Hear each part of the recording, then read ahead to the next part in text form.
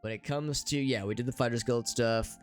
We gave the ring to Orin, who needed time to, like, work on it, I guess. I mean, they had said, yeah, come back later, so...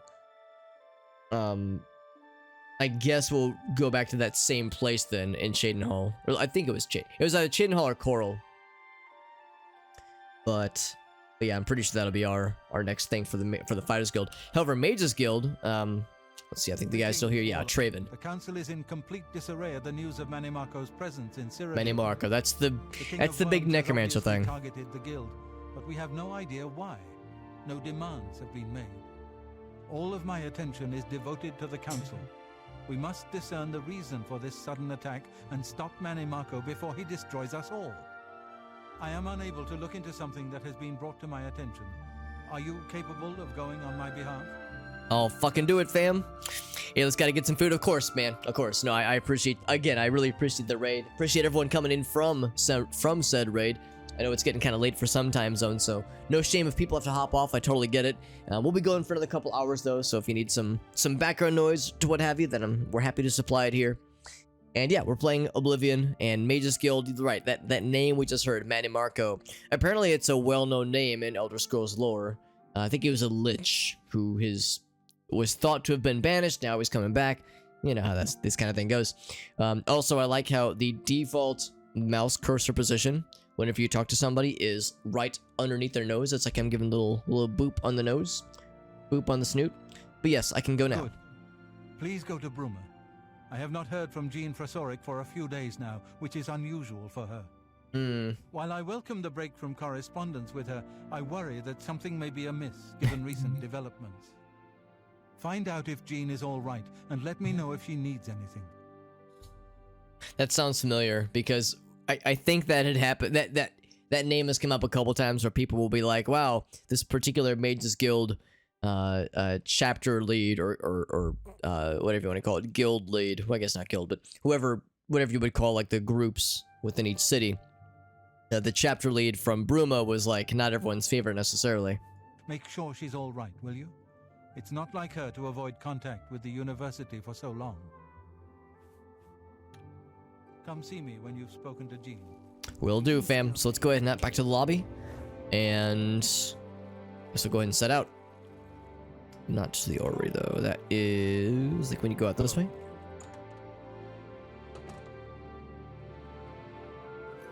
So in fact, I think what I might do is I might just fast travel. Or well, I've recently learned it's actually, you're not actually fast traveling. It is normal speed travel, but it's convenient because it just kind of fast forwards for you.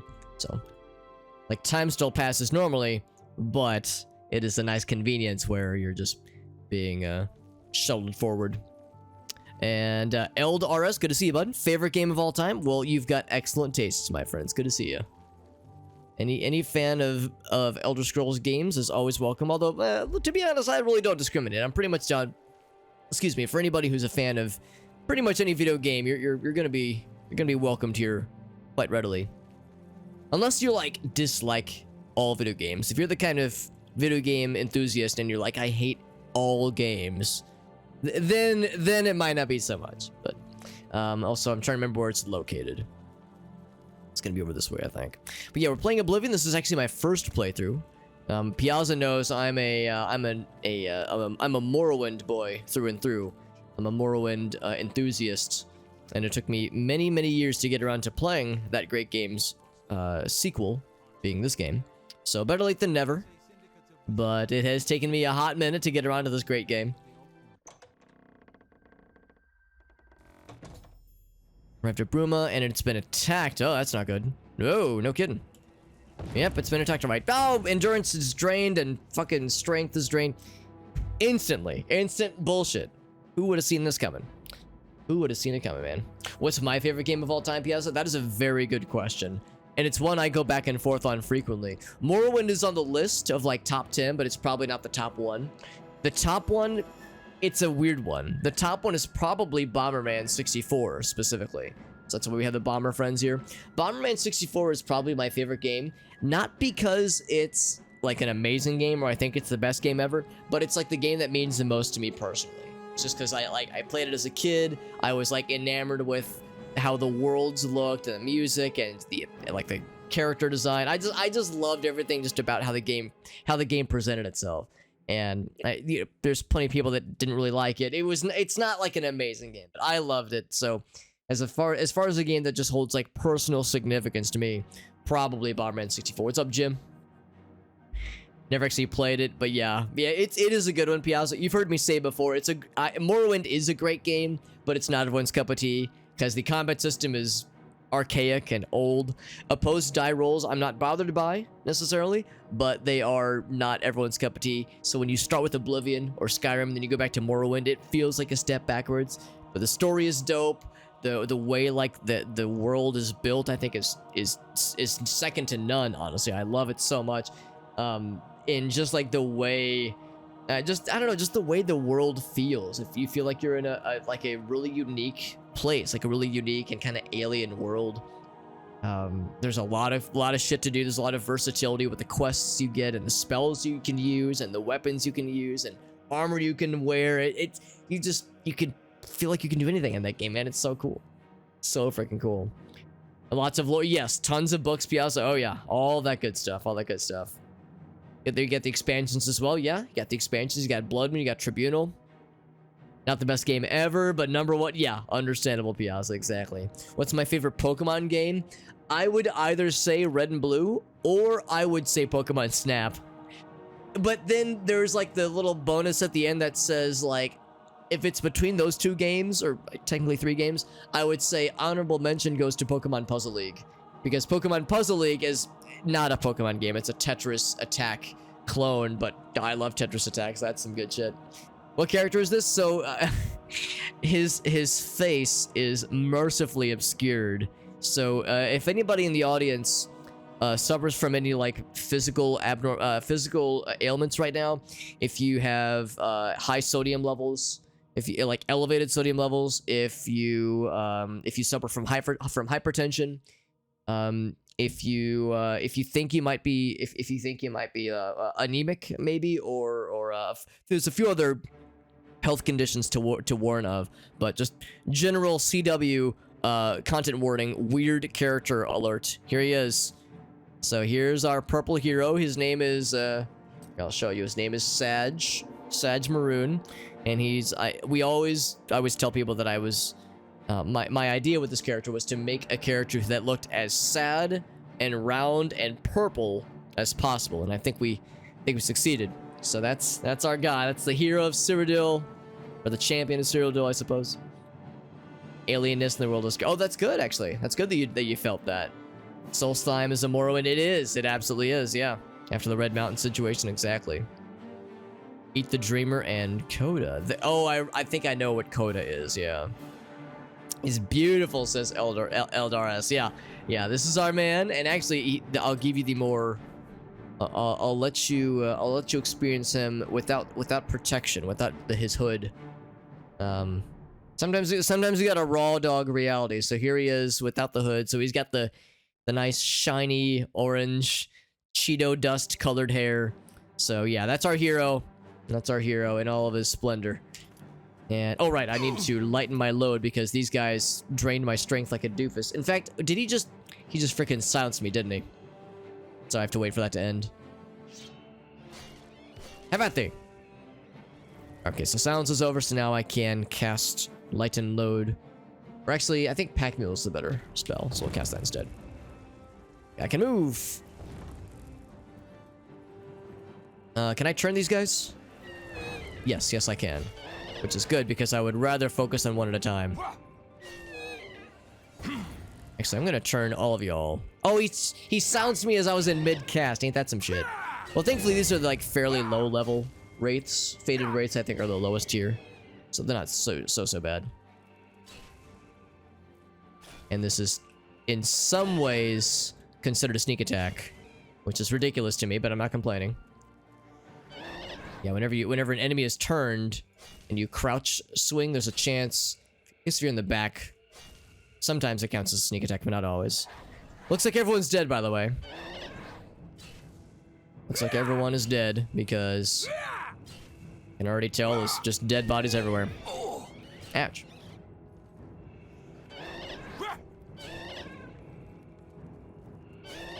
Yeah, it's not doing it now. It's kind of hit or miss as far as will the sneak attack proc when it's a turned enemy, that kind of thing. We're not done yet, by the way. There's still things, apparently. And call you Hans, absolutely. Pronounced like the Elder Scroll. Yeah, I figured that was probably the case, yeah. But only the S in scrolls, yeah. But Hans, perfect, I'll remember that. Or at least I'll do my best to remember it. But I appreciate you guys hanging out with us. And again, thank you to Alias for his very generous raid. We're looking for survivors and also bad guys that are causing battle music to still be happening. Can't say I'm surprised, though, that this didn't go so well. Given how these things often go. I remember in the olden days when we were doing quests in this cool little place, trying to get our recommendation. I'm gonna finish the job here. Trying to get a recommendation to join the Arcane University, all that jazz, and now here we are. And also, I'm getting a little bit stomped here. Here we are trying to piece together this horrible event that's transpiring, and I'm guessing probably all the guilds are gonna have some kind of shit go down. There's so many wraiths. Good thing these are like the low tier lads. Yes, they're hurting each other. Except again, the actual stuff doesn't seem to want to proc. You know what? This is getting kind of silly. I'm just gonna start throwing some other spells around. As soon as I remember what spells I have. Yeah, this one. The ones that like have a nice bloom effect to them. That sounds nice. Because we're actually I prefer to use spells when the chips are down. Killed one of them at least, yeah. Yeah, because our guy is primarily a spellcaster, but our spells are all the way leveled. Actually, so too is our blade. I forgot our blade is at level 100 as well. So you don't really have a lot of reason to use to not use our other spells and such. Like, what other spells do I have? I guess this one's the main one. Immolating Blast. Is that our good like single target one? I actually think I might prefer to keep using Flame Tempest for a bit. So it'll just take a second though, because we have to charge our mana.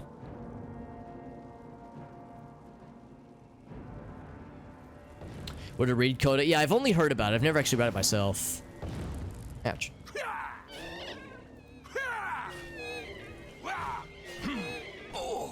Ouch. Did he sounds me again? No, I'm just low on mana. Now, there's a chance we don't actually have to kill everything. Oh, you are dead, but you're just... It's doing that thing where the dead wraith isn't making it super obvious.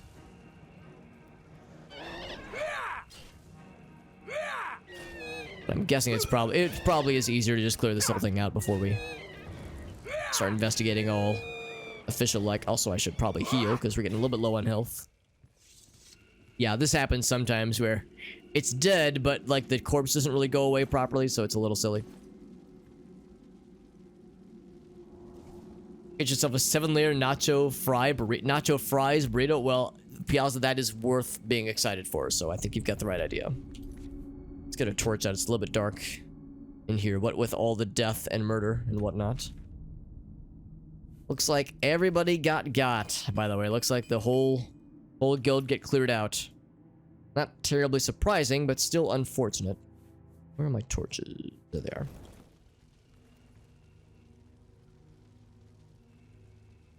It's on the wiki page. Yeah, that makes sense.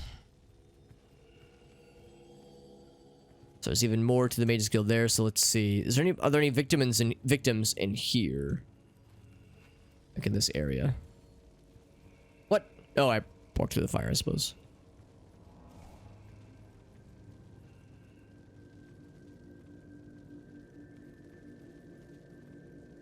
These are like the bedroom areas. Oh yeah, this place is completely inaccessible. There's no way to get around to it. No, it looks like it is not. Because there were a few people that we saw in this area.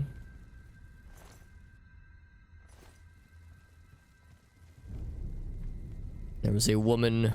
In fact, I think this might... Yeah, I think that might be her. Is that Jean? It's Selena. Okay, so Jean is elsewhere. So she actually might have maybe survived. The display cases are empty, but I can't remember if that's because I stole what was in them. Or, well, I guess it's not stealing if you're part of the guild, but if I retrieved what was in them, or if they were indeed thieved by somebody. By somebody or something.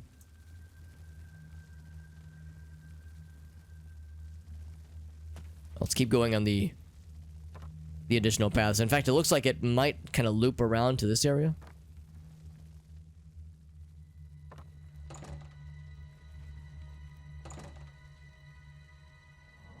Oh, wrong button. This one. Boop. Well, there are peoples. If they are good peoples or bad peoples. I guess actually they probably are good because we're not getting the message saying that there's bad guys nearby. It is canon, though. Locked into it lore-wise, can't fuck with it. Interesting, okay. But it is official. It's good to know. Oh. I heard like something call out. Okay, well... Oh wait, you're a bad person. Yeah, you're a necromancer person. There was another thing nearby. Oh yeah. That's interesting. Jaskar? Oh, right. Right, I forgot about that. Yes, he likes to go invisible, doesn't he? Right, so what's your story? A visitor. I'm afraid you've missed the party. The guest of honor has already left. You won't be leaving, though. I'll see to that now. Camilla, is that a name we recognize? I don't think it is.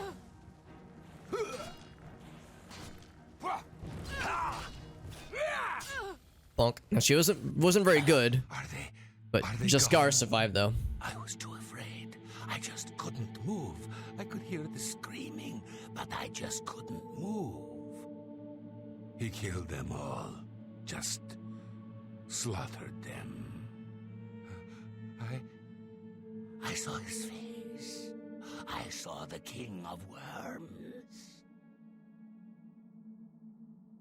Well, let's talk about that then. My eyes. I think the only reason I'm alive is because I was invisible. But even so, I think he saw me. He killed them, one by one. Volonaro was last, I think. He was trying to run away, but he didn't make it, did he?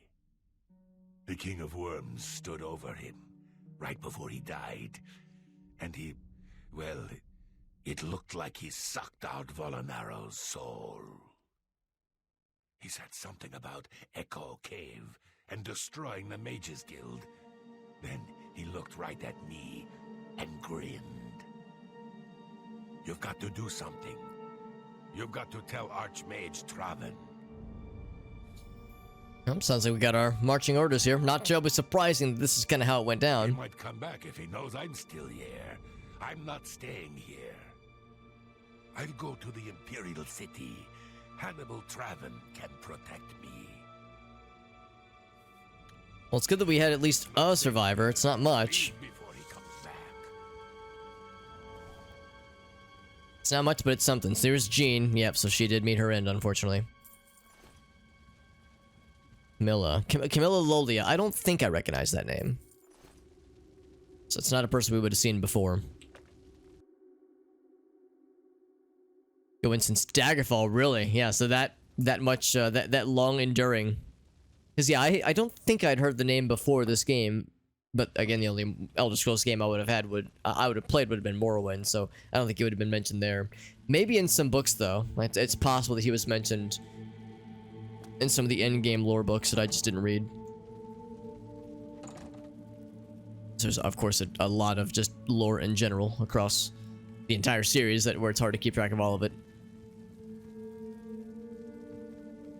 Alright, they have the swords sometimes. Well, yeah, so this Mage's Guild is done. It is done, so. You look like a bright one. Nope, he's still here, by the way. See you later, Jaskar. Boo!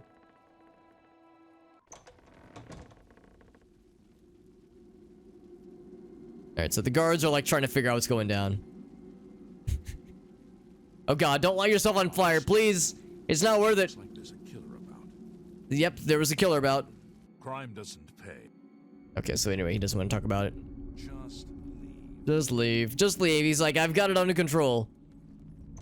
Oh, anyway, time to leave. He was talking to himself. Just leave, he says, when it's time for him to leave. Good day. Good day. Olga sure can tell a good story. I was wondering if they were going to start talking about the Mage's Guild situation. Shivering Isles, yes, absolutely. Yeah, the plan is to do all the DLC, or at least, well, I shouldn't say all, but as much of the DLC as I'm aware, because we did Sundercliff Watch and got the, what is it, Maroon's Razor. And we got the setup for Frostcrag Spire and Battlehorn Castle and a bunch of other, of like the DLC things. But yeah, Shivering Isle for sure. Night of the Nine, I also plan on doing. So the plan is to do pretty much all of the quests and DLC things that I come across. So admittedly, I don't exactly know how to get to the Shivering Isles, but I'm assuming that it'll be done by going through the mysterious door in Neben Bay. I'm assuming that will like lead us to the stuff that will bring us to the Shivering Isle content. The muscles, that's right. Who can blame her for thirsting after this Adonis of a character? So yeah, I'm excited. I'm excited to try it out and find my way through the DLC content, because again, I've heard Shivering Isles especially is really something special. So that is one I'm excited about in particular. Back to the university we go. Most powerful necromancer. Yeah, I think that's probably it then. That he's like just gonna be a recurring dude. We'll find it eventually. That's the thing. Like I have full confidence we'll come across it. Because yeah, the plan is more or less by the end of my time with this game for my quest log to be empty, the current quest log to be empty. I'm sure there will be side quests I missed along the way. Like I'm sure there's, I can't say it's a 100% playthrough, but the plan is to really give the game a real, authentic playthrough experience. Like I want to treat it as if I was somebody playing it just on my own and wanting to like really savor the game, like really sink my teeth into the game. What's up, Nebs? Good to see you, bud. Knights of the Nine is good. Oh, it has a soft lock bug. Oh, that's not good. There's a certain thing that procs as soon as the okay.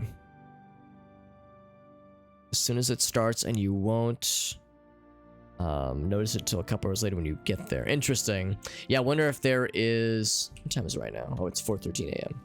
I wonder if there's, if it's like a well-known thing, if there's bug fixes available for it. Because yeah, if that were to happen, obviously I would like to know that there's a workaround if need be. Greetings, Warlock. So yeah, if there's like a well-known soft lock thing, then yeah, those are not fun. I like to avoid those if I can help it. We'll wait another 2 hours.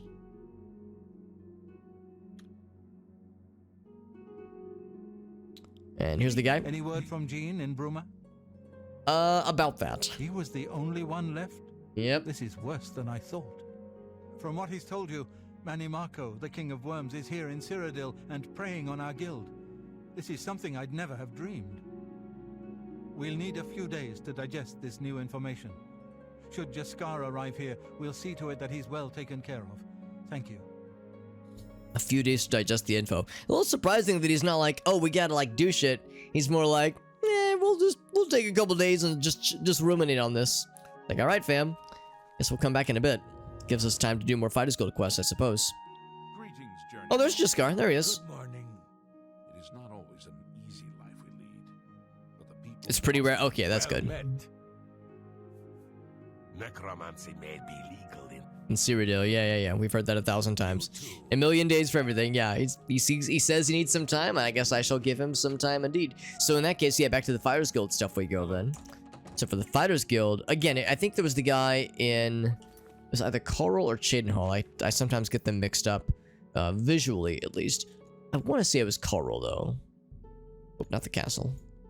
So it's a place that has the what's it called? The I don't have time for you.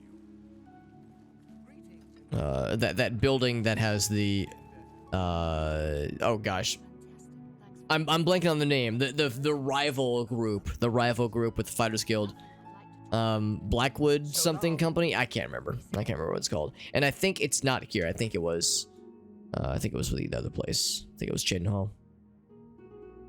Yeah, in fact, I'm certain that it was, now that I'm looking at this. Blackwater, thank you. Wait, no, was it Blackwater? Is that what it was? Leave me alone. Leave you alone? Dude, I'm just walking by.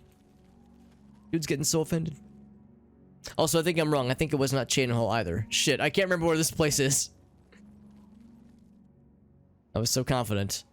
No, I don't think it's here either. I mean, I guess I could stop in and check on these Fighters Guild places as well, but I think there's a particular guy I'm supposed to look for. Which place am I looking for? Well, I can't remember. There's a town in this game that has a... Well, and again, I can't remember the name of the place. Yeah, it's not Blackwater. That's the... Yeah, I was gonna say that's the real thing. No, what's the name of it? There's a... In this game, there's the Fighters Guild, but then there's like this starting... There's like upstart faction that is a rival for the faction for the Fighters Guild that has some conspiracy going on that we're trying to trace. I can't remember what it's called, and I also can't remember where they are. Is it Leowin, maybe? Maybe it's Leowin. Go down there. I'm sure I'll know when I see it. It's Blackwood. That's what it is. Thank you. Thank you, Piazza. Not Blackwater. Blackwood Company. That's the one. So yeah, the Blackwood Company is set up shop, and they like keep sniping contracts from the Fighters Guild, and it's like questionable how they're able to do it and how they're able to get their jobs. And it sounds like there's conspiracy about that might explain how it's all happening. Yeah, so that's what it is. Yeah. And I want to say it's here in Leowin where Blackwood Company has a faction hall set up fairly close to the Fighters Guild. Here's Mage's Guild. So Fighters Guild is probably right next to it, right? That is not it. Here it is. So I think this is the place where... Actually, no, this isn't it. Leowin Fighters Guild. No, this is not it. This is the one that's multi-floors. No, this isn't it. Shit. What's that guy? Well, I know the guy's name, actually. The guy's name we just saw a little bit earlier. Not current quests. Completed quests. Because we did it fairly recently. Yeah, Orion. No, not Orion. That's, Oh, yeah. No, that's exactly what it was. It was Orion, yeah. It was Fighters Guild who finally defeated Azani Blackheart, right. So I know that guy, I know his name, but yeah, I can't remember where he was, because I think he's the one I specifically need to seek out. We could still check around, though. I think the guy here is in the 3rd floor. The person who administers quests for the Fighters Guild.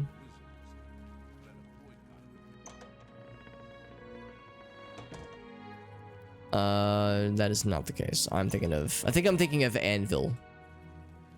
Where the dude in the 3rd floor is the one who gives quests. Do you give quests? Pleasure to speak with you. So yeah, I'm looking for whoever would give us the next, like, step of things to do for the Fighters Guild. Well, the good news is that I'm spending several in-game days traveling around trying to find where Orion is. So, that will mean the Mages Guild stuff will become available pretty soon here. Is the Guild Porter. A pleasure to speak with you. Yeah, I think the woman with the shield is the person. I think she's the guild chapter lead for this location.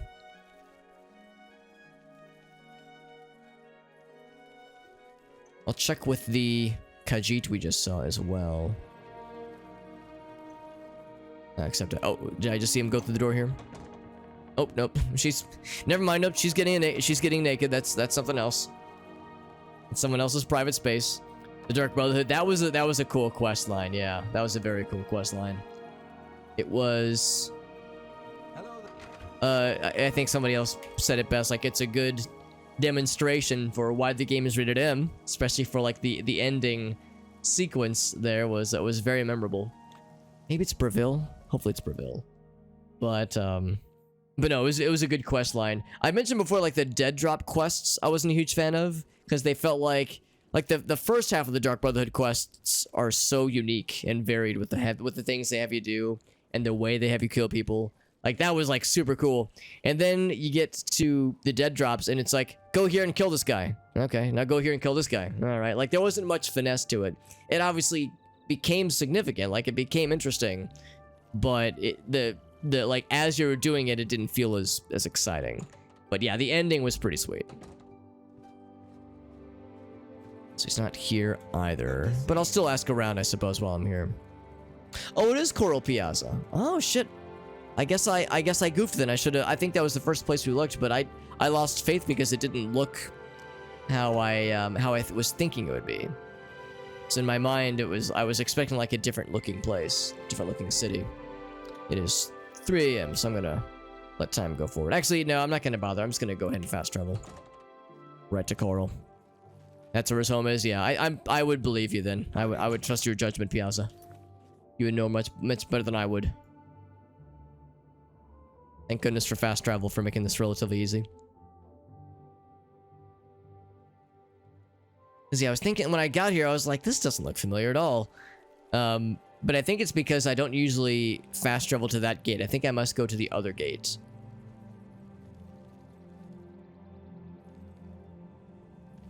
I'm trying to remember where... Oh, here it is. Yeah, looking right at it. And it is 6 a.m., so it's early. Wait a few more hours.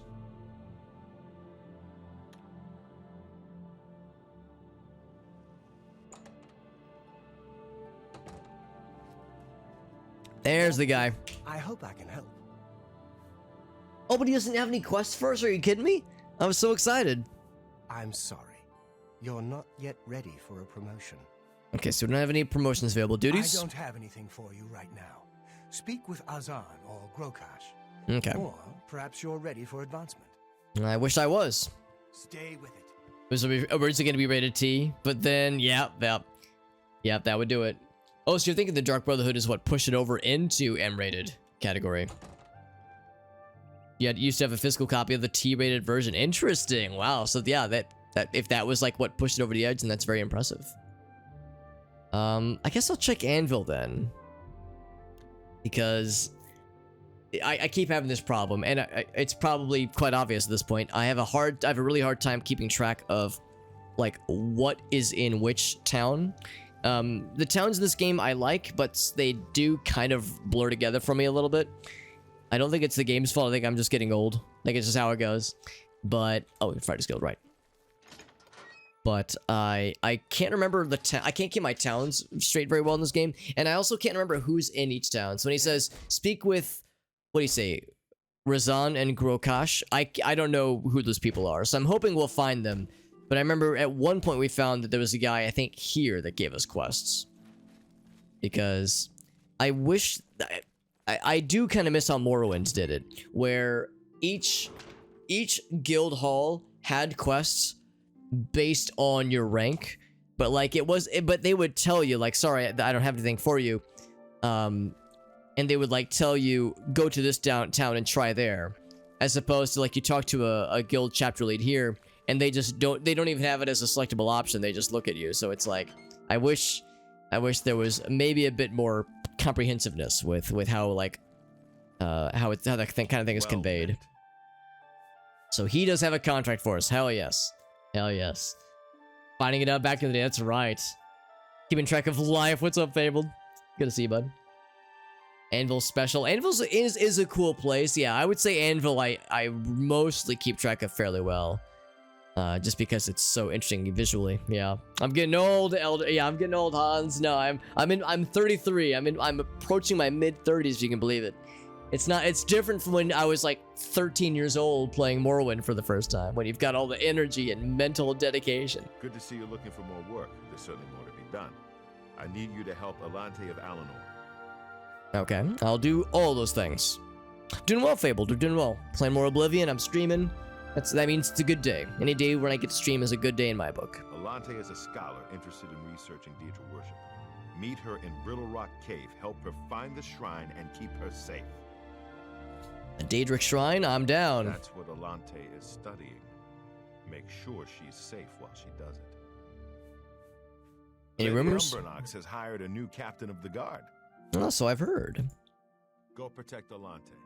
She's doing important research. Anyway, I'm gonna go eat my invisible items.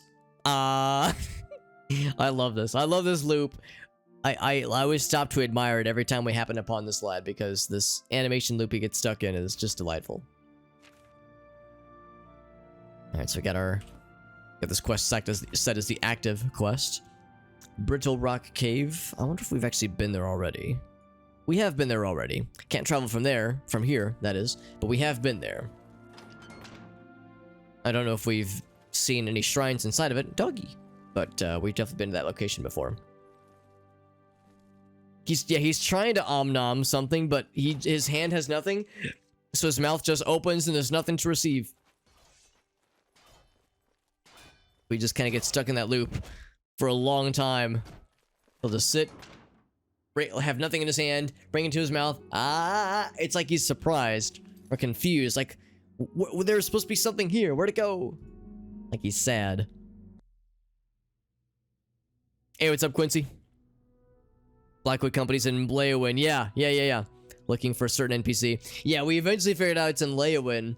But when I got there, I was like, wait, this isn't the right location anyway. Because I was thinking that's why the guy in Coral was looking for... was specifically trying to figure out more about the Blackwood Company. Since I figured it was like the place where the Blackwood Company had a physical location. But yeah, that was in Leyawiin though. That was in Leyawiin instead. Because, yeah, the guy in Coral was the NPC we were looking for, but like I said earlier, like, we got there and he wasn't even the guy giving us quests. Because really, we're just looking for a quest to move the Fighters Guild stuff forward. So we can advance the ranks and get into the more spicy stuff. Oh yes, how do you do? Keeping his figure, that's right, yes, he's keeping nice and thin. Fighters Guild, excellent. I'm looking forward to our investigation. Fascinating subject, these Deidre. What about the Static Shrine? My research shows there is likely a shrine in these caves. I'll need you to accompany me to the shrine. Handle any difficulties. Difficulties, we'll call them. Red Dead 2. I've heard it's incredible. Yeah, I've heard it's a really good game. I've never played any of the Red Dead games. Red Dead Redemption, Red Dead Revolver for that matter. It's a series I think I would like, but yeah, I've yet to get into it. I'd probably want to start with the first Red Dead Redemption. Maybe even Red Dead Revolver, but I think that's an original Xbox game, and that's kind of harder to get running, but yeah, it's a series I'm kind of curious about, though. I am Elante of Alanor. Yes, let's investigate. And keep on your toes. Just be at the ready, at all times. Stay close, please. In fact, I'm going to get... Oh, she's going first? I would rather take point myself. But if you insist, lady. In fact, I'm gonna, like, just aggressively take point. Because I don't trust this to go swimmingly. Yeah, I appreciate that, Quincy. I appreciate you guys looking out for me, because... helping me make sure that I, get where I need to go, and I have a smooth experience.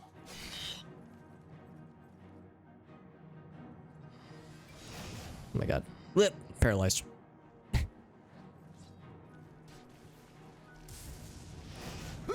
Oh, right. These are dangerous. They resist fire.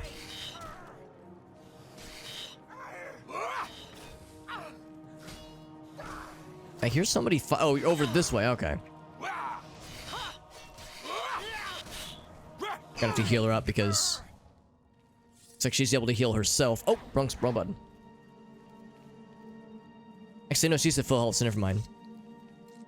Yeah, it occurs to me that these guys would be resistant to fire, so I should probably select a different spell. As being my, like, default damage dealing spell. What spells do I have? Electrocution would probably work. So that's 8. Cool. That's selected. And then she went this way. She's going real fast, so I gotta try to see if I can get ahead of her.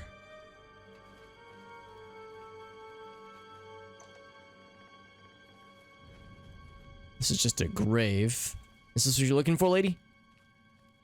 Hopefully it is. Red Dead Revolver. Too young to play it though, but it's a good relic. Yeah, it's something I like I said, I like to experience all of them, but Red Dead Redemption especially. 1 and 2 seem like they'd be up my alley. Just go for Red Dead 2. You think so? Really? Because yeah, I remember Red Dead Redemption 1, well, I think was an Xbox 360 game, was reviewed super well, sold really well. Like, it seemed like a lot of people really loved it.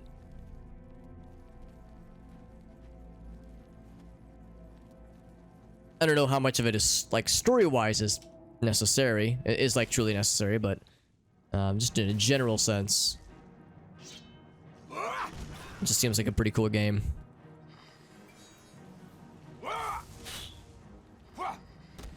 Thump. Now, she likes to paralyze me. Speaking of the devil, she likes to paralyze me. I'm seeing if my paralyze can proc with the cool level 100 sword skill thingy that we have. So, is she like still hanging back? She is. Actually, I would prefer that because that lets me clear out the cave in front of her. So, this actually makes my job a lot easier. Cheesy and over the top. Hell yes. That's what we like to hear. Couch co-op multiplayer. Oh, you're saying it's like only local co-op. Yeah, online would have been nice, obviously. So yeah, I really enjoyed Red Dead 2. That's awesome. I'm glad to hear that it was so well received. Cause yeah, I mean, I've seen gameplay from it. It looks spectacular. I mean, it looks like a really special game. Red Dead 1 is this. Oh, it's a sequel, really? Okay, so 2 is the prequel. Interesting, yeah. Yeah, so yeah, so at that point, you wouldn't necessarily need to play through it from like a story perspective. More for like just seeing the evolution of gameplay features and whatnot. Oh. It's one of these. Swing. Trying to get around this guy, but he's body blocking my shit. And of course he would absorb my shit. I'm getting a little bit sandwiched here.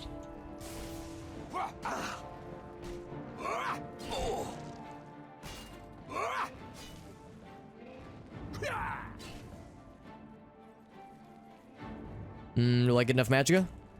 My magic is taking a second to reload. There we go. I knew he was gonna pop like a electric balloon.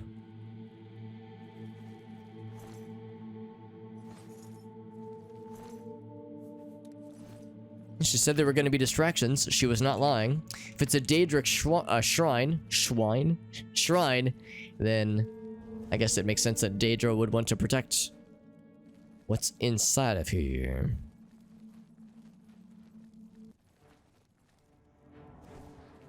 There's another one. He's so excited to see us. He's got an axe. He's got a friend. Were you summoned by this dude? He was.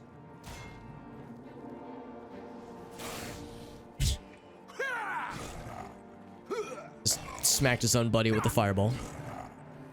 This looks like a shrine to me. Although, yeah, I think I have been here because I recognize this crumpled statue. Blam! So satisfying. But yeah, let's go ahead and clear out any bad guys in here as well because we all know it's gonna get weird. In fact, I expect more bad guys will spawn after the lady gets here. Because that's how these things go in games like this. Oh, he's disarmed me. Where'd my weapon go? That's a battle axe. I mean, I don't need my weapon. I can just do that, but... my sword go? It's gold brand, so it's kind of important. And I'd very much like to hang on to it if I could help it. Oh, there it is. Boop. That dude really thought he did something by disarming me. I got him now. He's defenseless. Followed shortly by a lightning bolt. Straight square to the genitals. Undead Night. Right, I remember Undead Nightmare. Yeah. I never played it, but I remember seeing it.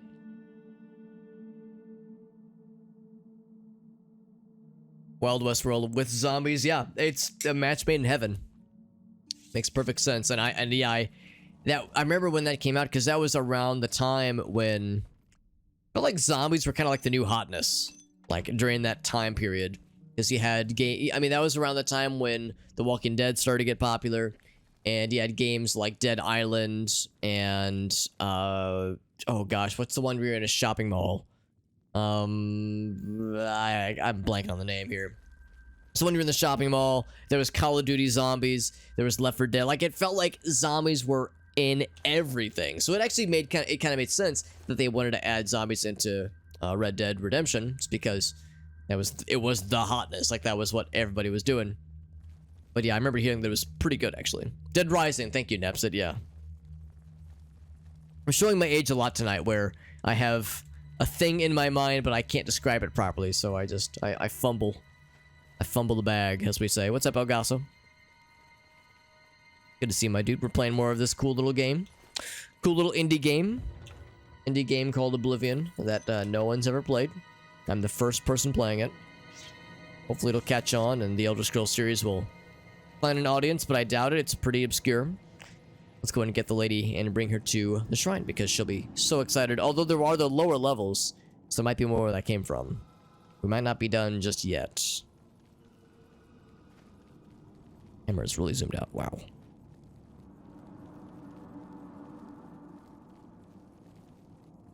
It's nice of her to hang back and wait while we clear things out. Because yeah, it's a little bit awkward when the NPC is walking on their own accord and we have to like try to protect them from oncoming threats. She's got a dinky little dagger. Now, granted, she's a spellcaster, so she's not completely defenseless, but still fairly squishy. Permadeath run. That's right. We have to make a whole new character. Sadge 2, Electric Boogaloo. Maybe we would do a different emotion. Instead of sad, we would do like...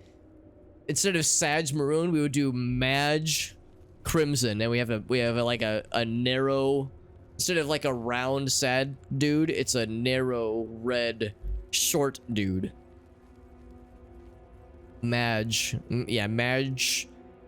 Like, I'm trying to think, like maybe Madge Burgundy, son of Sadge. Yeah, that brings the question of who would have coupled with this lad. Of a Daedric's shrine. Sorry for the trouble getting here. Let's keep moving. Okay, so she found the shrine. She's happy about that, but she says she wants to still keep exploring, so we're not done yet. Thinking maybe the shrine would be the extent of it. This elf is scary. It was interesting because when she went to speak to us... I'll study this shrine a bit longer. You can make your way out here. I thank you again for your help. Please, take this as a token of my thanks. Like, there's nothing wrong with her face, I don't think, but the torch we have in our hands is causing this weird, like, front light to be happening just in front of her face. It's the equivalent of holding a flashlight underneath your chin and pointing it up and, like, telling a spooky story. I think that's what's happening here, because we're turning her into looking much more menacing than she needs to be. A fine study to add to my research. I thank you for your help. He released... That's right, yeah, our character reproduces like a mushroom asexually. Or maybe an orc. Yeah, maybe we could make Madge Crimson could be an orc character instead of a dark elf. Yeah, so I'm kind of surprised she doesn't want to go into the lower passages. But have we been to the lower passages? Let's find out. We have extensively been here. Yeah. Goes out to the Gold Coast. Easy money. Alright, well, quite satisfactory. Well, that's how I like to live my life. Satisfactorily. Or something. I'm a fungus. Ugh. Yeah. Elgaso and I both have this ongoing headcanon where our character here, Sadge Maroon, does not make normal human noises when he... You know, just generally speaking, like when he sleeps, when he's fighting, when he's eating his food, like he doesn't make normal human noises. He makes sad little whimpery noises, like he's always just kind of like just 10 seconds away from just weeping, just openly weeping because he's sad all the time. So he's just this pitiful, like little pathetic creature.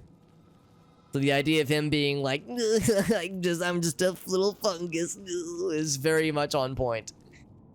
And is on brand for our sad little purple bruised tomato. Bruised grape tomato. What quest is this fabled? Right now we're just doing some various Fighters Guild errands. So that we can get towards doing like the big Fighters Guild stuff. So right now we just did a quest on the outskirts of Anvil for one of the Anvil Fighters Guild peeps. And in fact, we're gonna turn in said quest right heckin' now. That is assuming that they're out and about because it is 9:48, so we might actually get there a little bit late. Mid-fight weeping, correct, when he's just like swinging his sword instead of being like, hiya, and have at you, foul beast. He's like,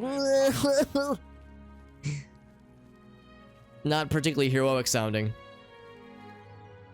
The captain's renamed my character. Oh, really? Were they like going over where the character name was? Oh, here's the guy. He's not at his usual station where he's like eating invisible things.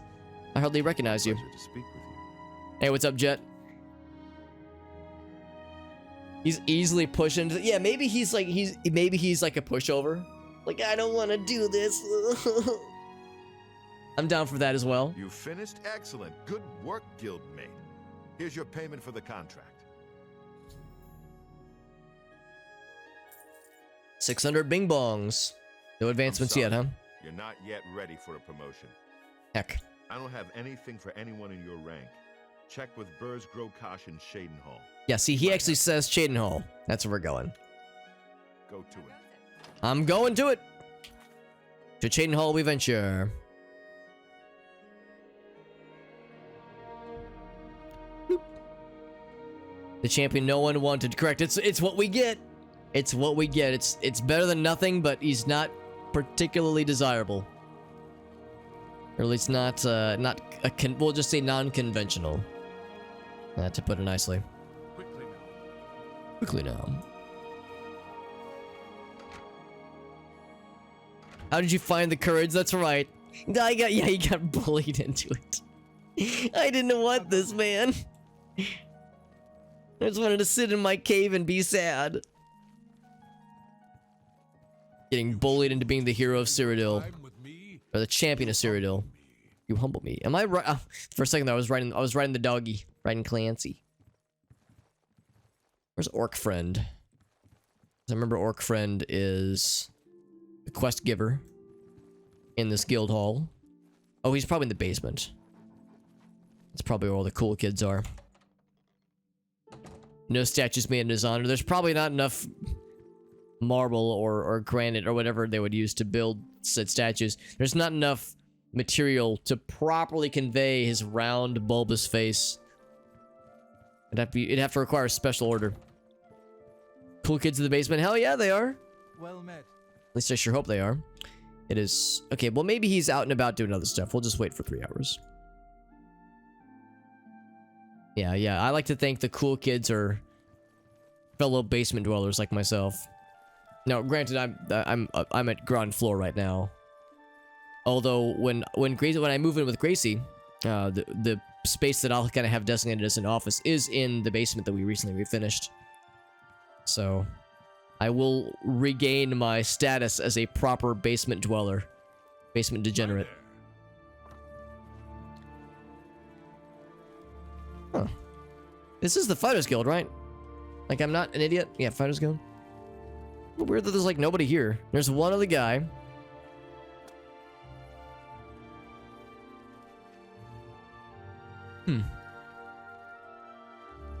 And I did check the bedrooms, didn't I? Maybe need to ask where they are at. Yes, nothing. Good day.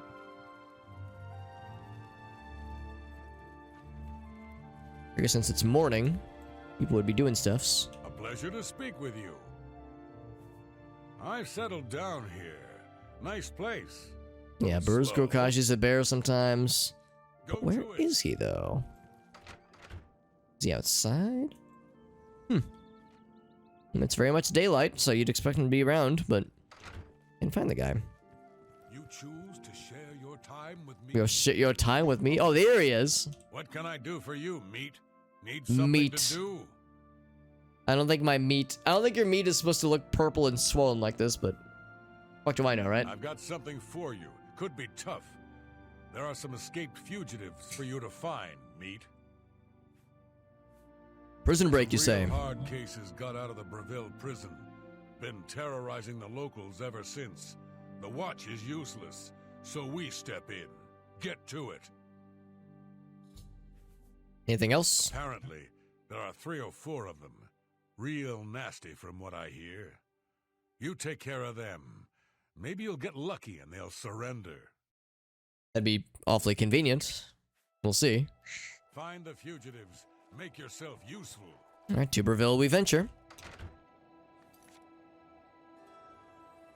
Kind of surprised it's not a Breville Fighters Guild task then, but sure.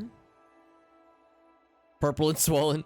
I'm just thinking like purple though is like a, when I think purple I think like bruised, or I think like something has cut off circulation to it. You know, I think of it as being an unpleasant thing. That's what my brain hits. Like, you know, this color basically. It's like should maybe make sure that things are receiving circulation as properly. What's up, BDR?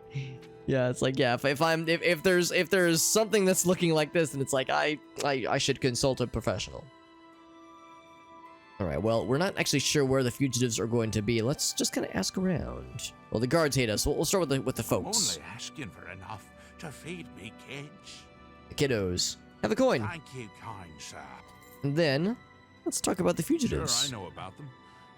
Look, you didn't hear it from me, but rumor is they're hiding out in Blood Mean Cave. 4 of them. Bad news. Bad news. Anything else? Wish I had more to tell you about them, but I don't. Okay, cool. Whoops. Anyway, you can resume your beggar voice. Thank you very much. Blessings of Akatosh upon you. I love that so much. I'm just a humble little beggar. Do you have any information on this thing? Why, yes, they're over in this cave. Yeah, it's all the information I can give you. Good luck. Thanks for your help, beggar person. No problem. I'm just a little beggar friend. So anyway, so we know exactly where they're at. We've been to that cave before. Yes, we've been there.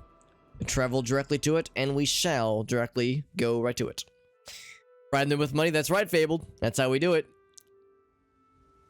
My character is... Yeah, we get the rotund Dolan face, we get the blurry sweatiness of Monka Blur, and then the Court of the Crimson King as well, or at least that hue of purple and red. So yes, that's a fantastic combo, Hans. I think it's perfect. So here's where we're going. Get my lightning spell at the ready, and my sword has been drawn. Except, never mind, it's all dark and spooky in here.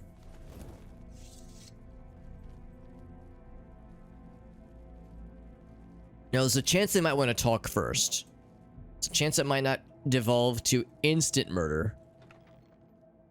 It could be a delayed murder. So I'll attempt diplomacy if that is an option. But if they attack on sight, then that's just how it's going to go down. Then there's no shame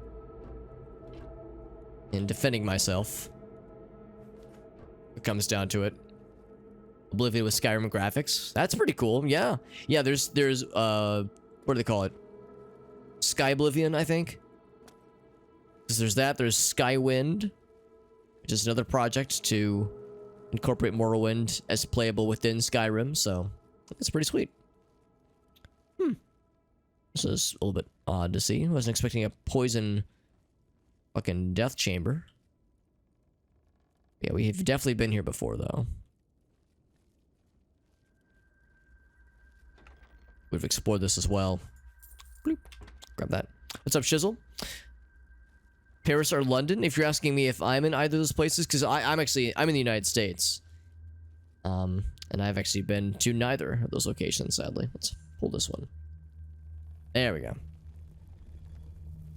Oh, okay, these are fugitives that have full glass armor. I see how it is. And they do not want to talk. They want full murder already. NPC walking patterns. Right, yeah. No, that makes sense, Piazza. That makes sense. That sometimes it's, like, pretty obvious. Hey, guy. Oh, that's cool. They stream on Twitch. Do they, like, stream their development process? Or maybe, like, early builds?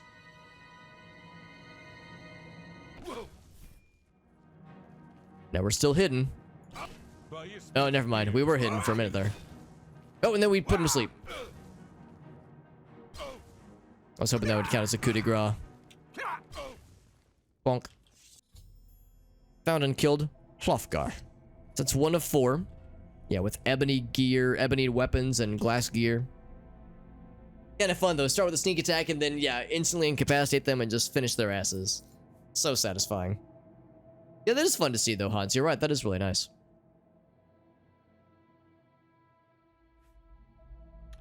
Because, yeah, the idea of making an existing Elder Scrolls game within another one, it's an impressive prospect.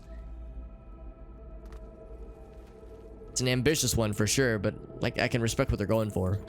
Especially, like, if there's people out there, like we were talking earlier, there's people out there that I know of, at least, that are interested in playing Morrowind or even Oblivion, but are maybe kind of feeling daunted by the idea of going backwards, graphically or combat system-wise. Especially with Morrowind, but also Oblivion, where, you know, Skyrim is a much more modern game with prettier graphics and like a more involved combat system, more modern feeling. So if somebody wanted to experience the story of Morrowind or Oblivion, but in an environment that's more familiar to them, then yeah, Skywind and Sky Oblivion are both pretty sweet.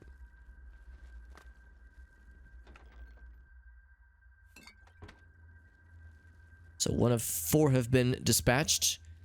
One of the guys said that if we can get them to surrender, that'd be nice. So we'll see. That presents itself as an option. This is your childhood, though, man. That's awesome. Skyrim was out when you were in high school.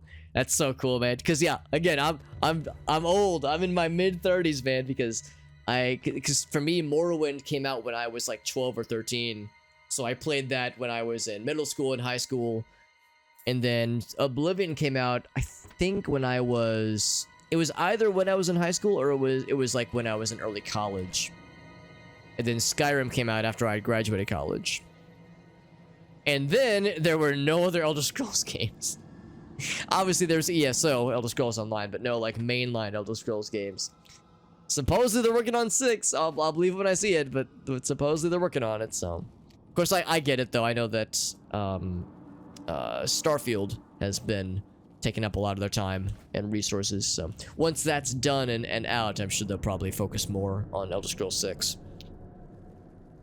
But yeah, that's so cool. And so this game, like you were saying, it's your whole childhood, that this like game means a lot to you. That's honestly part of why I stream this game, because I've had a lot of people say, when I talk about Morrowind, I've had a lot of people say, like, Alex, you should really play Oblivion, because it's really something special. And also, it's like a super meaningful game to a lot of people. So it's got a really nice and pleasant nostalgia factor to it. So that's part of why, like I was saying, I want to like play all the DLC. I want to do all the faction quests, because I want to give it like a proper experience. I want to do the game justice. Endless hours on both. That's what I like to hear, man. On Skyrim and Oblivion. Fantastic. Senior in high school, Piaz, that's fantastic, man. What about a G game, mod game that goes from Starfield to Garfield? God damn it, Ogal. So if I hope you were not the first person to have thought about this, because I hope that there's like people that have modding ambitions that are already working on this, that are already working on the ideas. Granted, the game isn't out yet, but like I hope there are people that are already kicking around ideas in their head to make this a reality, because I would love for this to happen like very quickly, very early on in the game's development, or the game's life cycle. I want to break these boards, but I don't want to go down with them. Elder Scrolls games, yeah, that's the thing. Like I'm mostly memeing when I say maybe the games will happen, because of course they're gonna make an Elder Scrolls 6. Like obviously they're gonna do something. Because Elder Scrolls Online is really cool for a lot of people, but lots of other folks prefer the mainline series. So to me, it's just a matter of time until they get around to focusing more resources on Elder Scrolls 6. Because yeah, between Starfield and for a while there, the Fallout games were a pretty big focus too, because they made Fallout 4 come out not too long after Fallout 76 for that matter. So like some pretty big high-profile releases. I think we already actually came from this way. Yeah. So some pretty big, like projects that, especially with 76, were very ambitious. Is there a string thingy? If there was, they just decided to go off on their own. Freshman in high school. That's fantastic. Masterpiece with the DLC. Yeah, I'm excited, Quincy. Yeah, because we've done some DLC quests, but only like the small things.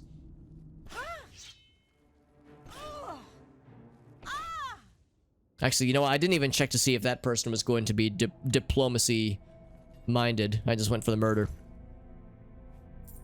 It probably just went for the murder though. Probably.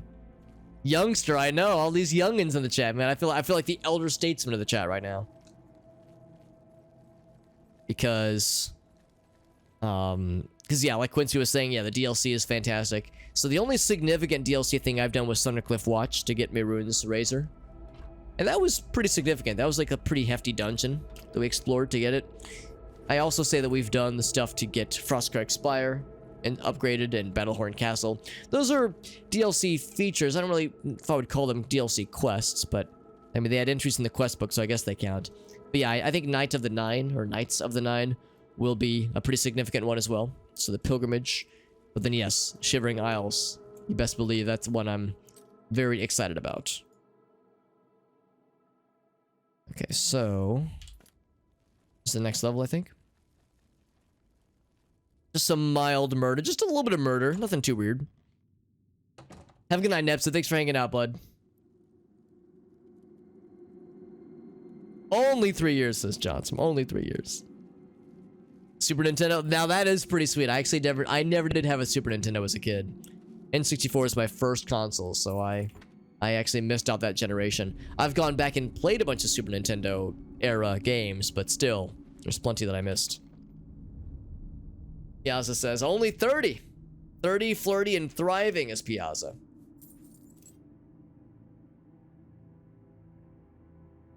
Knights of the Night. Yeah, I'm excited for that one too. It's just that I know everyone loves Shivering Isles. So that's like the crown jewel that I know I'm excited for.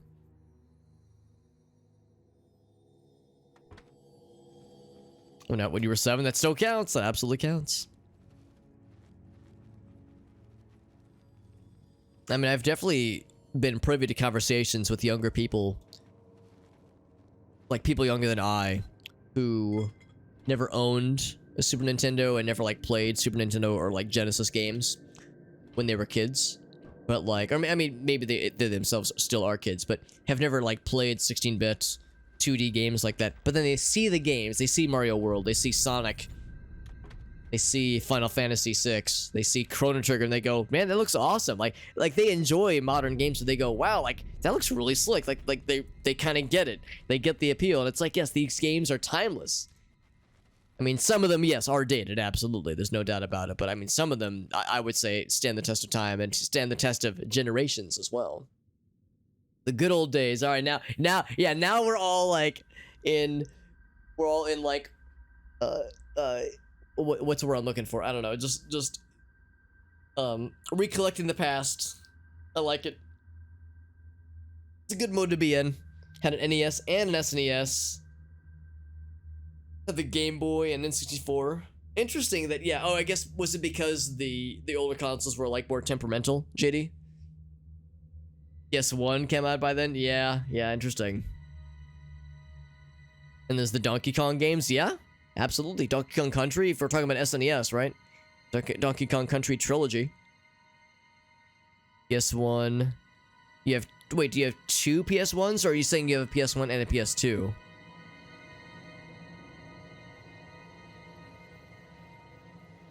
Pixel art ages well. It does. It absolutely does. Yeah. I mean, I enjoy low poly PS1 aesthetic as well, and I enjoy it. But yeah, it probably doesn't age as nicely as like really good pixel art does. I think there's like PS1 games that look pretty good. I think Silent Hill 1, given, I mean, granted it was a later PS1 game, so later in the console's life cycle. But all things considered, I think Silent Hill 1 aged pretty well visually. I think the overall aesthetic works really well for that game and kind of gives it, I mean, the low poly graphics are not the bestest in the grand scheme of things, but I feel like that kind of adds like the dreamlike quality of the game, kind of making it feel like a waking nightmare. So I think it, like in certain cases, it can actually be used to its advantage.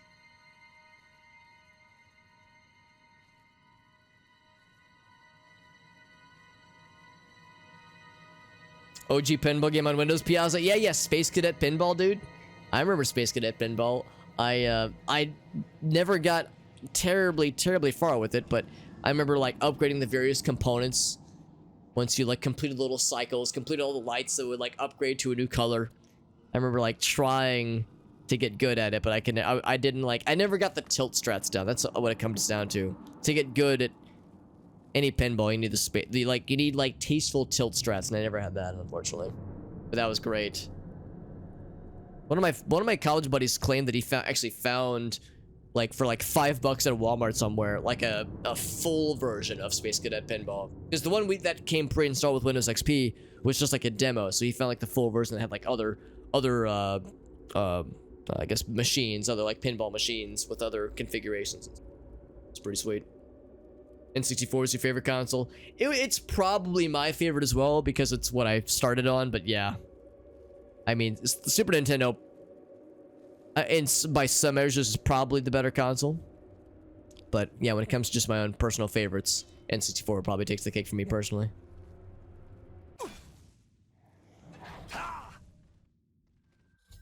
Oh boy, never even saw our eyeballs. Donkey Kong more like honky dong, says El Gaso. Got their asses. I'm a fan of, instead of Donkey Kong, I'm a fan of Conky Dong myself. If the first Pokemon game you played was color, you are young. Do you mean it was in color? Because yes, my first Pokemon game was red and blue, obviously.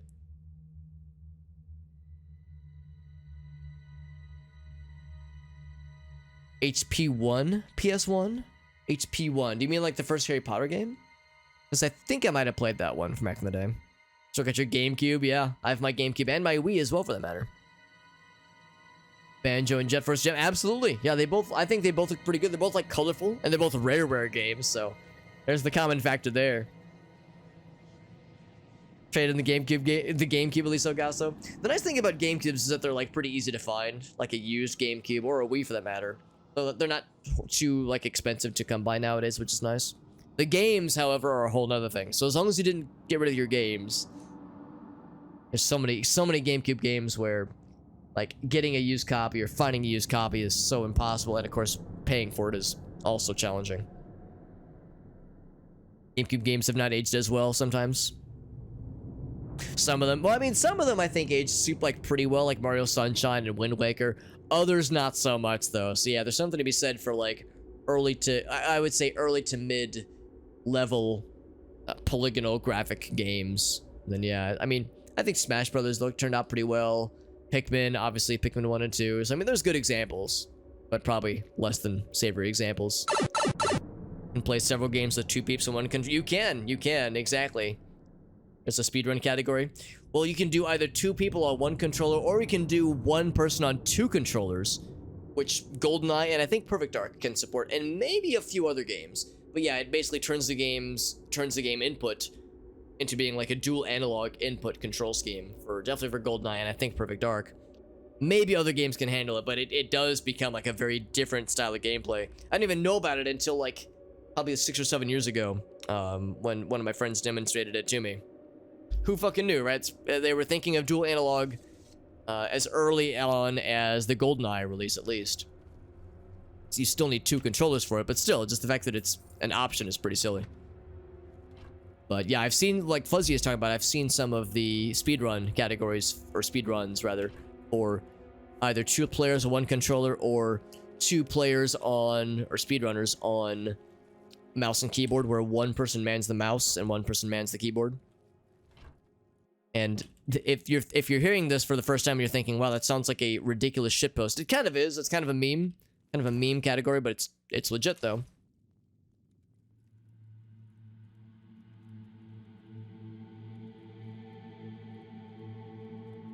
Throwable controllers.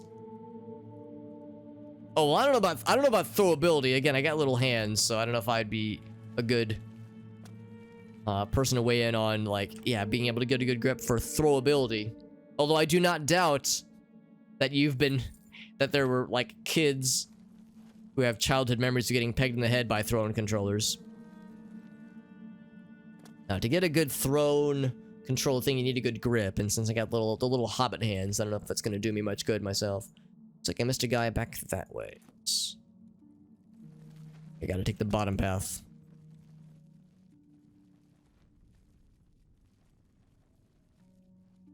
It's a different sort of challenge. It is, yeah. It's a different sort of challenge. It's a unique set of like restrictions to make it extra challenging.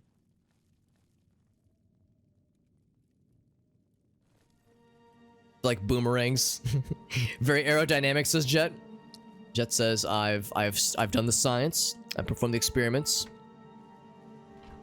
And the numbers show that it will indeed loop back at you. With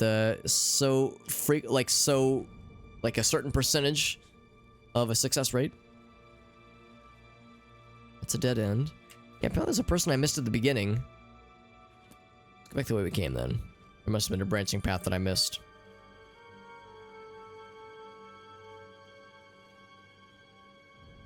Normal siblings trying to kill each other. It is just part of growing up. Growing up with siblings means that there's... You know, there are times where it's animosity. There's times where it's wholesome and constructive. He's up. Oh, there he is. Okay, he just kind of dropped down. Nice of you to drop in. It's the last one, I think. Last of his, oh god, look at him sprinting around with the arrows. Last of his fugitive kind. I love when they sprint with arrows drawn like this. It just looks so silly. Kind of like in GoldenEye, because in GoldenEye, in multiplayer especially, in GoldenEye multiplayer, you would see the other player characters, and they just would be like running around with their guns like fully outstretched like this. That's what that looks like. He's got his bow and he's just sprinting around. I love it. Probably hard to have a steady aim with it, but it's very funny looking. That's more important.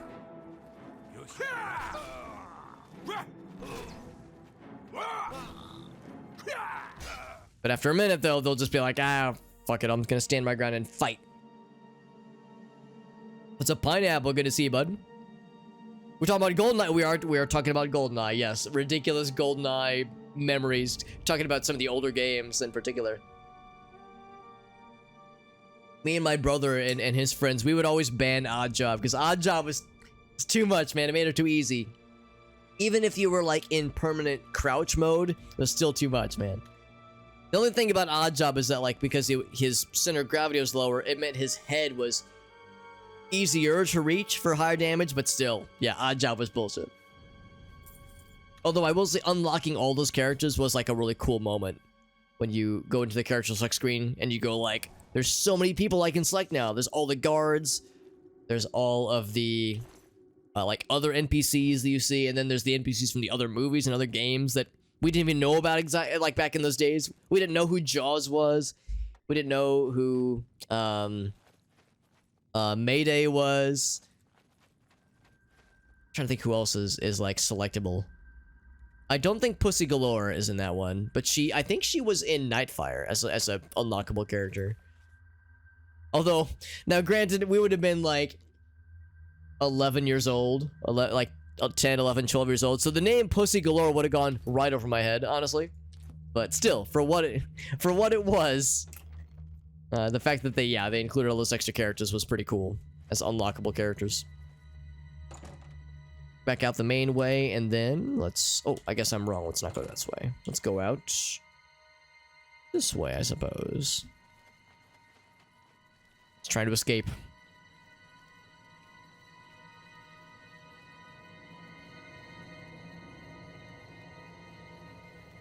Like almost all the controllers play like the N64. I mean, like I said, I think it's a solid controller. It's quirky and weird, but I don't see that as necessarily a bad thing. Even like, because again, the three-pronged aspect of it is, it's weird at first, and again, I know why they did it that way, and it makes sense that they were going for multiple input methods, which is again the thing they would, realize that with a much higher level of, a higher degree, we would say, with the Wii, with all the different controllers and like hand-holding stances for the controllers, vertical or horizontal with the Wiimote, that kind of thing. But I mean, the analog control stick for the N64 controller was like pretty good. Wasn't very durable, unfortunately, but like as far as like the level of control it gave you was pretty nice. D-pad was solid. Z trigger was fine. R trigger like placements were fine. The C buttons were a little bit weird, but that was before that. Before dual input, or I guess dual analog was the standard, so I don't hold it against him too much for doing it that way. Game crashed, by the way. Fuck, that means we gotta kill those guys again. Oh wait, no, I did save at one point. I saved before we watched the video. So I did save before we watched the video, so we have to kill, I think, just 1 or 2 of them, so that's not quite as bad. Wholesome moment by singing along. Oh, that's sweet, Meerkat. That sounds nice. Introduce your kids to Mario Kart. Hell yeah, Pineapple. Embracing the inner kid. That's what I like to hear, man. Now, can I ask which Mario Kart game it was? Because I'm guessing you probably started with 8, although I'm a Double Dash fiend. So if push comes to shove, that's one I usually advocate for. Turn off auto aim. That's probably what you got to do then, yeah. Left default, it goes between the eyes. Yeah, especially if the person is aiming at the default height, then yeah, it would auto aim down in kind of an awkward place. Like a cat. Correct, Meerkat. That's probably what my innocent little 9, 10-year-old brain would have thought.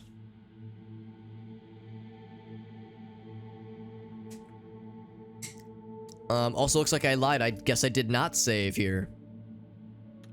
That's unfortunate. I thought I saved. I really didn't save before I went into this, did I? That's awfully surprising. Oh, means we gotta fight these dudes again. Lucky me. That's on me. I guess I should have been saving. I could have sworn I saved before we watched that YouTube video, though, because alt-tabbing is always so dangerous.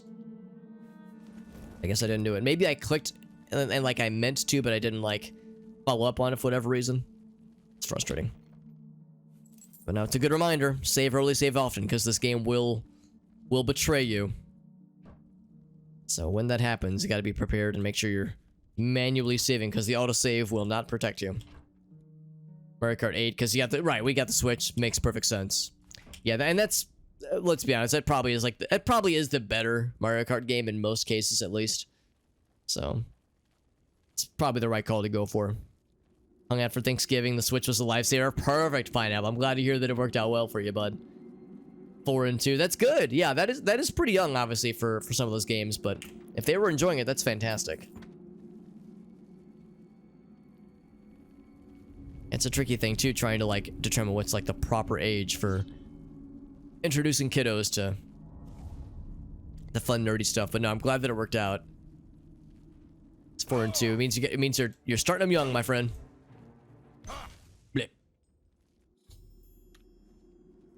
Like he's got his helmet that does not at all match with the rest of his gear.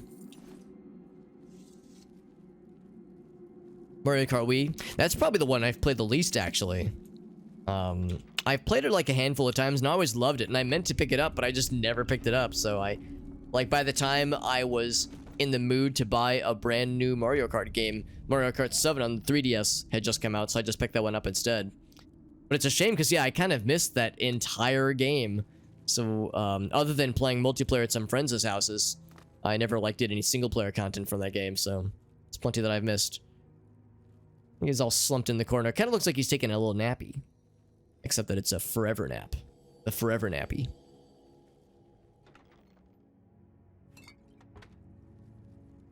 Wall jumping on Wario Stadium in Mario Kart 64. My answer to that is always like, if someone is able to pull it off, then they have no business, then I have no business playing against them. If somebody is like so practiced in Mario Kart 64 that they're able to pull off the wall jump strat like reliably, it's one thing if they get it like 10% of the time, 20% of the time, because they're gonna spend their whole time fucking around with the wall, and I can use that time to, you know, to gain on them without issue. But if they get it 90 to 100% of the time each time, then it's like, why do I even try? At that point, I just won't play Wario Stadium against that person. Or really, I probably just won't play Mario Kart against them, because that probably means they're very well versed with all tracks in that game and could school my ass. Like if it's close, like if we're like about same skill level, then yeah, you know, I'll definitely throw down. But if the person is like a well accomplished hundreds, thousands of hours into the game kind of gamer, then it's like, nah, let's play something where I have a where it's like a little closer of a contest.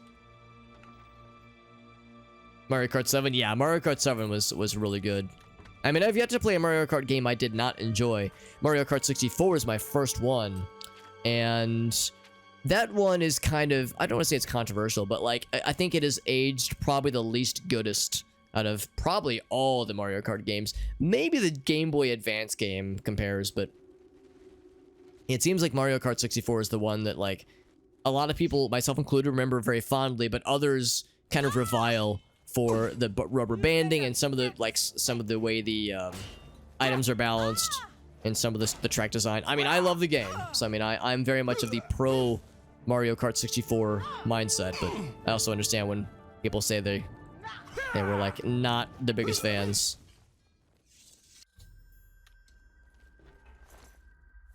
It looks like they want instant fight. They don't want they don't want any diplomacy.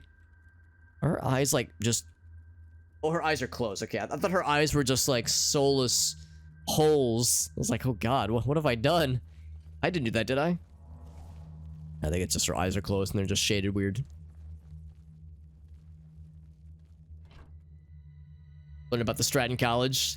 100% of the time, yeah. Yeah, if I'm playing with Pineapple, and we're doing Mario Kart, and Pineapple slyly is like, Alex, let's do some Wario Land, or Wario Stadium, rather. And I begin sweating profusely. That is why.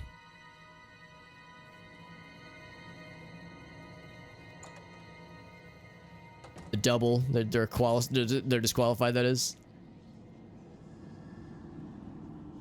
30-second Wario Stadium. Oh yeah, I have seen the videos, yeah. So you're saying, Fuzzy, if they do it one lap, that's allowed, but if they do it like the second lap in a row, then that's too much and they get disqualified. I guess that's like a way to balance it out. That way that prevents somebody from, yeah, just doing the skip and or I guess maybe not ending it, but securing the dub within less than 30 seconds. Because yeah, it makes perfect sense. I've seen the tool assisted runs, they do it in like 15 seconds. So, I mean, a human can do it in obviously under 40, 30 seconds, like pretty easily with, well, I shouldn't say easily, but with enough practice.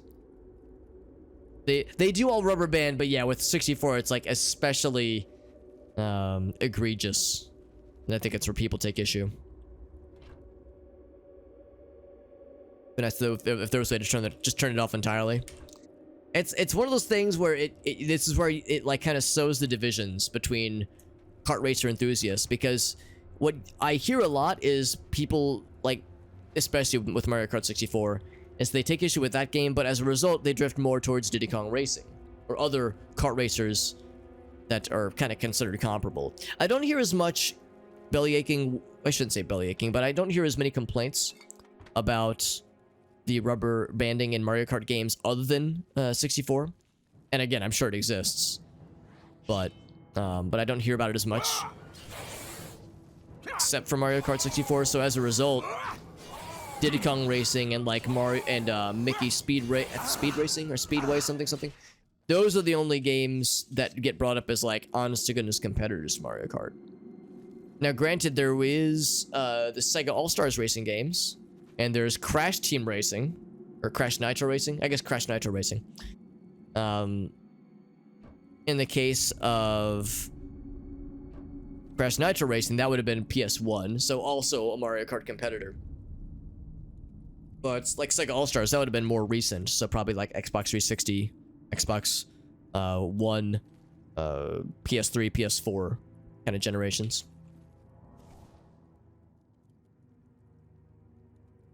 Hop the wall past the start, finish line, go past the finish line, jump back over. The entire race is finished in less than 30 seconds. Yeah. No, that makes perfect sense. And that tracks with what I've seen. Definitely with tool-assisted runs, but probably also with man-made speedruns or human-made speedruns.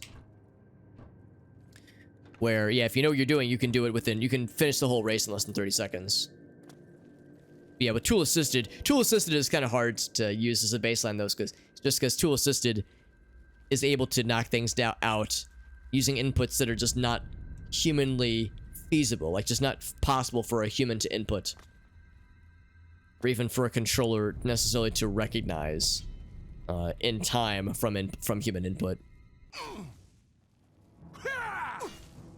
He healed and then instantly died. And they gave us battle music, which is kind of surprising. Enemies nearby. There must be like a rat or something.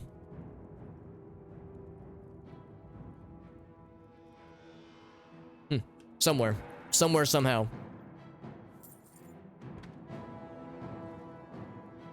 Top runners do a little circle on the course. Yeah, it's impressive what they're able to pull off. I'm gonna go ahead and save right here because this was the part where the game crashed last time.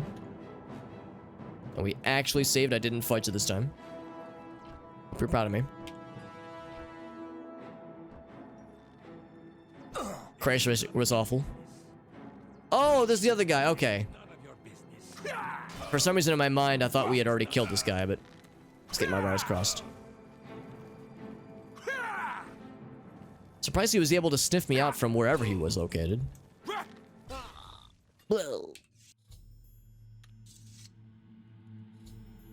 There's the confirmation. We're all set. Yeah, Crash Racing. It was either Crash Team Racing or Crash Nitro Racing.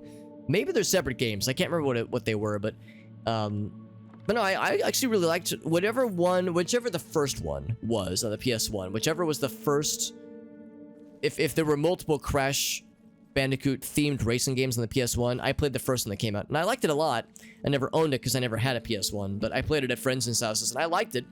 I preferred Mario Kart, but I still really enjoyed myself with it. So, I never had any problems with it myself, but yeah, I think there were actually multiple Crash Bandicoot racing games. Come to think of it. So maybe Crash Team Racing was the one that was less popular. Did we beat those guys? We did, but the game crashed before I could save. I had forgotten to manually save when we were inside this cavern, so when we like exited to go outside, the game crashed, so lost all the progress. Was sad about it, but what can you do? What can you do other than to start manually saving again? It's a challenge to play, yeah. I mean, I was never very good at the game, so maybe that's like part of it is maybe it was like harder to master than games like Mario Kart.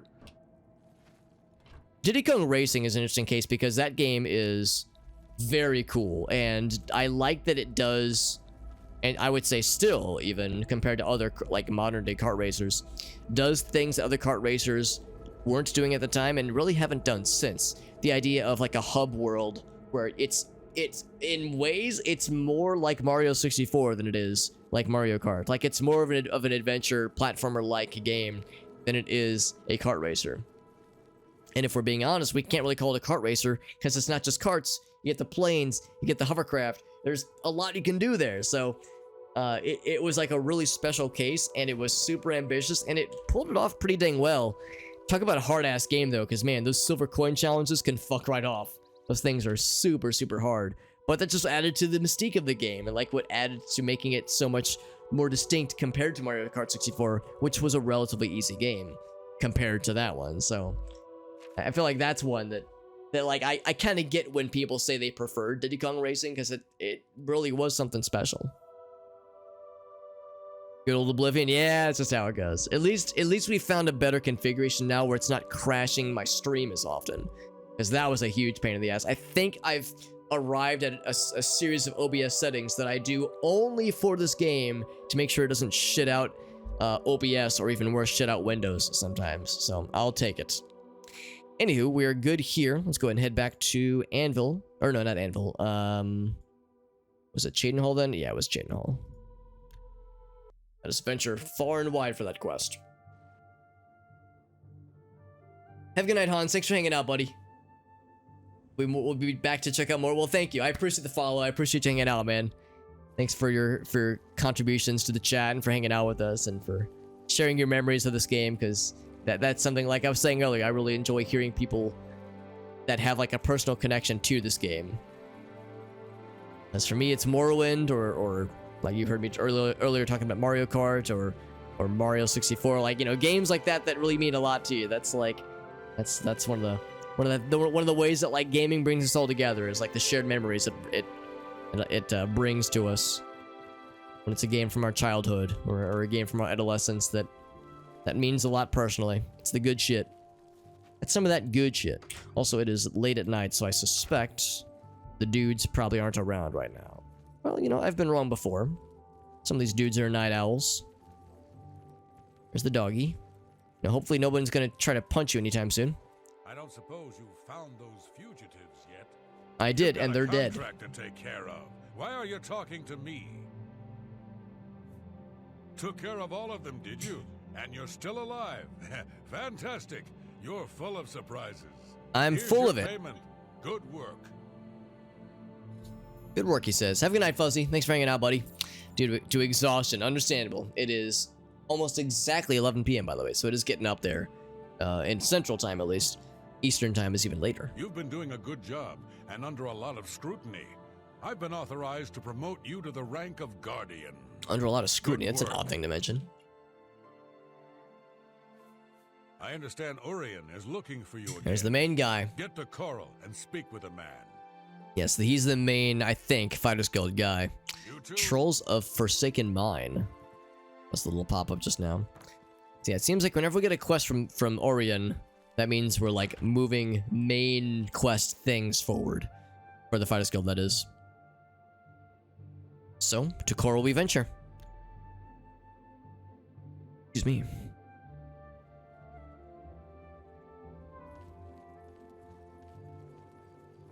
And it is still late. I guess maybe it's early. But 3:51. Yeah, that 3:51. It's no longer late, it's just early in the morning, like very early. He's the champion of the guild. Yeah, that makes sense. That explains why he'd be the most involved with like drama. The drama of things that we're uncovering.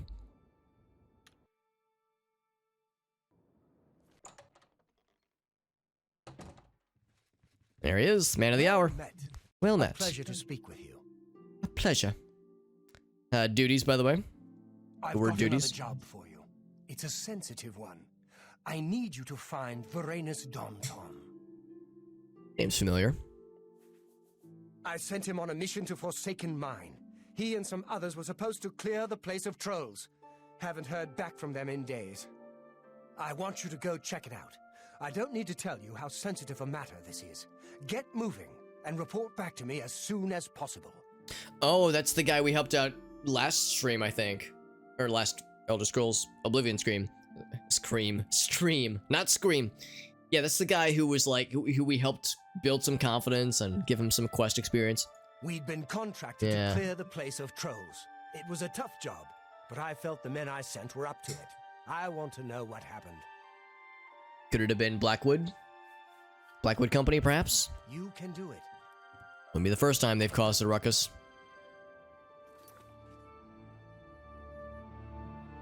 So we are going somewhere. Where are we going? Alright, not if it said us that. Alright, what's that? Yeah. Forsaken Mine of Trolls. Oh, just the Forsaken Mine.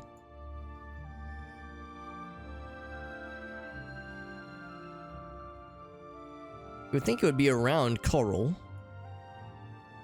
but that's not always the case. Way down here next to Leowen, like just south of Leowen. Maybe that's why you haven't heard from them in a couple days, because it takes several days of travel just to get there. But I guess they could still like somehow send word. Well, I guess you can only send word through courier. It's not like you had magical. If they had magical communications, the Fighters Guild probably wouldn't really be all about that kind of thing. That'd be more of a Mages Guild thing. Maybe carrier pigeons? I don't know. I don't know how that would exactly work. But no cell phones, so you know. Had to do it old school back then. Back in them fantasy video game days. What is it? Show yourself. Mud crab. The most fearsome beasts of them all. So we've not been to this cave before. Or mine, rather. Not been to this mine. Another mud crab. Or... what am I looking at? Oh, it's a Spriggan, I think. In the water. Is the Spriggan what has seen me? I don't think it is. Go for the sneak attack. Weird to see her in the water, though. She full heals? What a scam that is.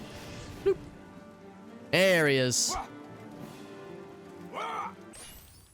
Weak.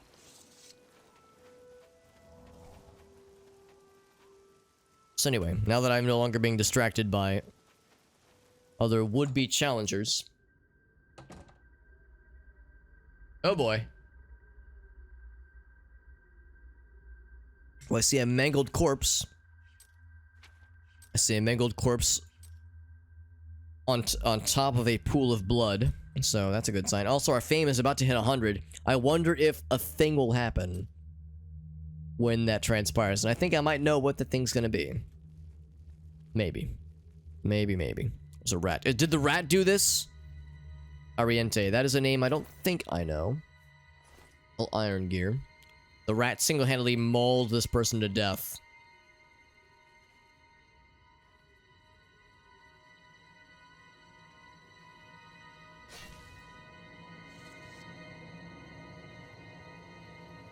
Ashtus. Oh god, the name is like convulsing a little bit, or the body is convulsing rather.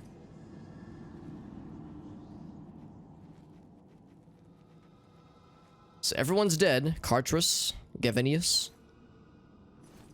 They all had iron gear, and of course if you're fighting a bunch of trolls and you only have iron gear, that's just begging for trouble. Or the mud crab and the rats did it. They double teamed this entire party somehow. Probably not. That's probably not what happened. As funny as that is to imagine. Its claw is big enough to rip a tank to pieces.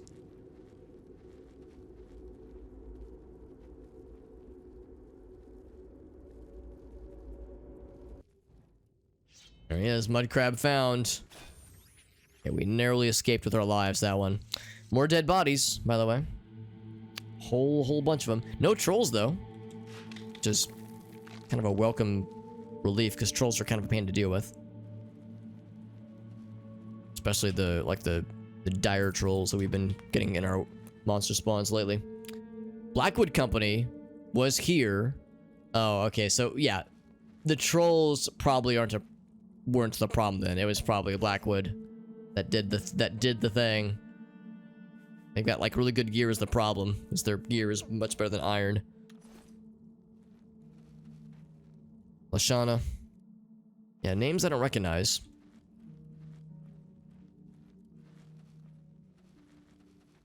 Unless it was like something that killed Blackwood Company and Fighters Guild people. Like, again, giant trolls or something. But I think what this means is that a fight broke out between Blackwood and Fighters Guild. It was a Fighters Guild contract, so if Blackwood Company was like targeting them specifically, it was probably not because they were trying to complete the job themselves. It was probably because they were trying to remove the competition from the situation. Oop. Ouch.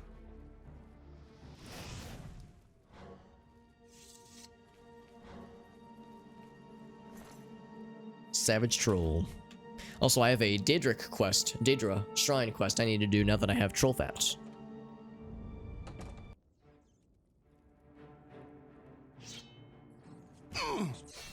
Stab. High infamy over 600. Oh, really? They would just greet you like NPCs? That's kind of cool. Yeah, I'm guessing after like a certain point, once your infamy is high enough, then yeah, guards would probably start attacking you on sight. You can imagine I've gotten these from doing the Dark Brotherhood and Thieves Guild questings. And a few other assorted malpractices, but most of it was just those quests. Not sure about fame. I'm assuming something will start to happen. Or that like maybe a certain character will appear once your infamy is high enough. I don't know for sure, but I'm just assuming that, like, certain noteworthy things will start to happen. Actually, kind of surprised that didn't get his attention. There he is. Ouch. I guess what I'm getting at is there's the admirer. I'm assuming the admirer happens after a certain point. I was thinking it would happen once the main quest was done. Man, I've been unable to get a melee hit in because they've stun locked 100% of my hits. But the good news is we have reflect damage on, so we don't necessarily need to be attacking. But yeah, so that right there, a savage troll, 100% of attacks stunned me. So the fact that trolls are a pain in the ass to fight was demonstrated quite readily. The Adoring Fan, yeah, I'm assuming. I don't even know if the Adoring Fan is in this game. I was assuming he was in Skyrim, but I think somebody told me he's in Oblivion. So I don't know anything about him. All I know is that he's annoying, and I'm assuming it's tied to fame. But yeah, I really don't know.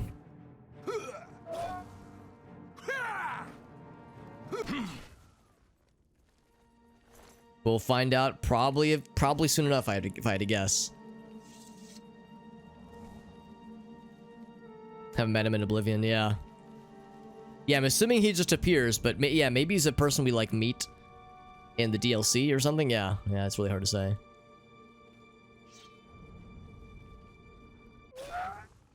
Dang it, so these guys are unfortunately much more astute. They're not like the other lads, where sometimes you get a sneak attack in and they don't necessarily recognize that you're right there, so you can get multiple sneak attacks. These monsters are much more with it, unfortunately. Endurance, Ebony Ring, Poison, Flashpoint. Sure. Hey, what's up, White Flare?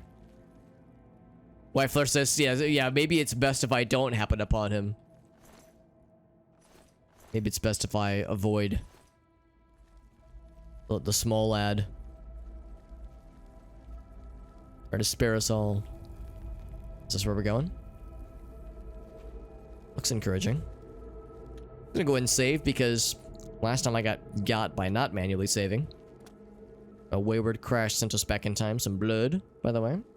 No corpses though. Well, that's not true. We've seen several corpses, but we've not found the big one yet.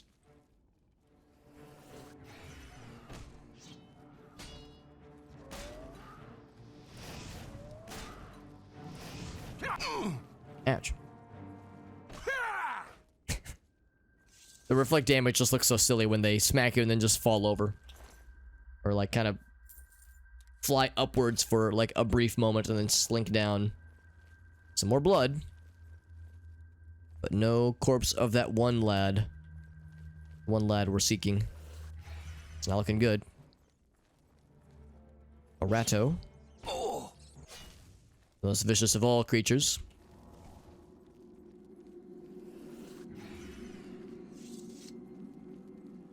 And as always, I'm trying to cast Detect Life every so often. Not necessarily because I really care about knowing what things are up ahead before I see them. It's more just to build up my mysticism skill, which has been pretty neglected. As far as my skills go. It's not as bad as it was. It was like in the 40s when I first noticed it, but yeah, it's the only one of my major skills that has been sorely neglected. Something I'm trying to actively work on when I think to. It's probably a troll outline I see right there. Silhouette. Not a little silhouette of a man. Oh, speak of the devil. Yep, I think this is, well, I think that's the guy, yeah. So, Edward Hodge, a name I do not recognize. I think this is the guy. Yep, that's a shame. That's a shame. We did that quest with this guy, and he's like the son of, I think he's the son of the Count of Coral, I think. The son of like the nobleman of Coral. So, yeah, this is gonna cause some drama. If it was trolls or if it was Blackwood, I guess that's the question. What would have caused this death to happen? I found a bloody journal. I'll have to read that in a moment. Should look for clues as to what happened here. Found the journal. If things were going well until Blackwood arrived. They battled, he survived, but wounded, yeah. Yeah, not terribly surprised that that's how that went. So the question is, was Blackwood... Why did Blackwood appear? Was it because they were trying to compete for the contract, or were they just out for blood? Hard to say.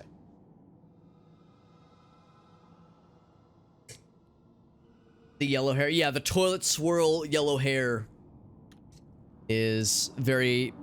I don't know if iconic is the right word, but recognizable based on videos and screenshots that I've seen.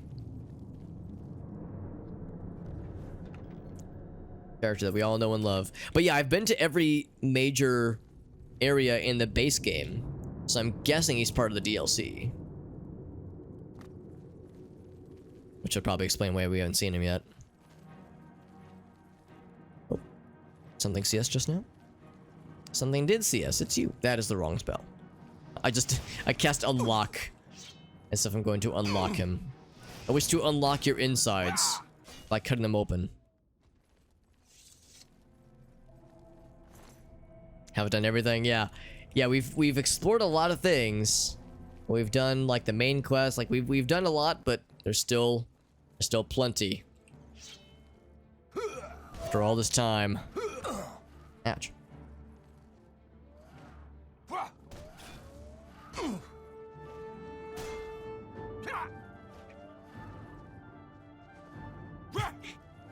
He keeps like swinging but then moving backwards, so it's like he can't commit. It's fear of commitment. The chastity belt, that's right, the troll chastity belt. I think a rat just showed up but then died because reflect damage.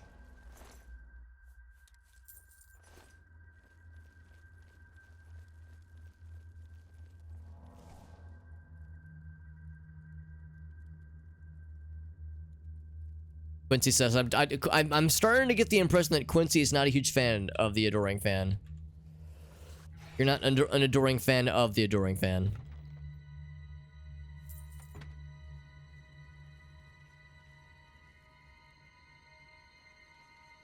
Keep exploring. We keep getting, like, deeper into this cave. I don't know if there's more things to uncover here. I mean, we've gotten, I think, all we need from the quest, but, like, if there's more tidbits to find here, I'd be surprised. Well, I think maybe this might be the end, actually, of this dungeon. This eerie place. But there is a dude. A big trolly dude.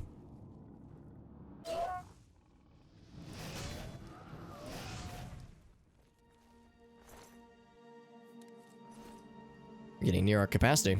Near our carrying capacity in particular. A big old area over here.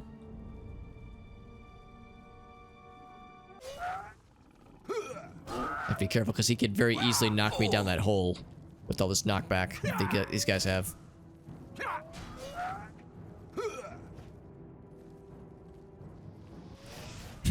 Fine, if you're gonna back up like that, I can just use ranged. Fear of commit. That's right, yeah, fear of commitment. Yeah, he keeps backing away. They want to do the full commit on this combat situation.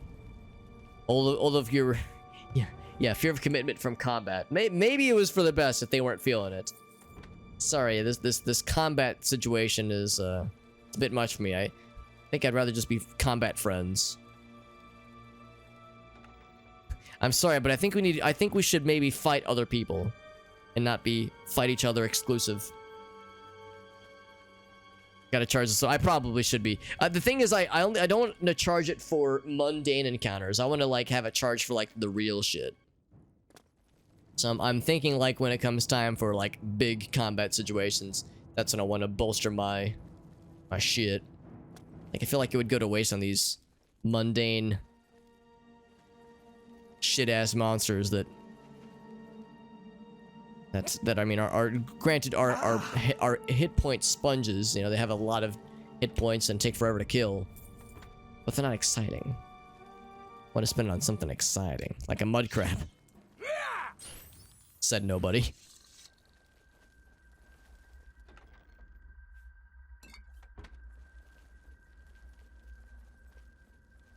Now we're back to the main area that we saw earlier where we found this lad's corpse. Looks like we explored this entirely, so it looks like we're pretty set. A little bit sad I can't just Alms via intervention my way out of here. I have to manually walk to the start. So I can't fast travel from here, so that is one kind of downside, is you can't like travel or warp out of caves. You have to manually walk your ass all the way back.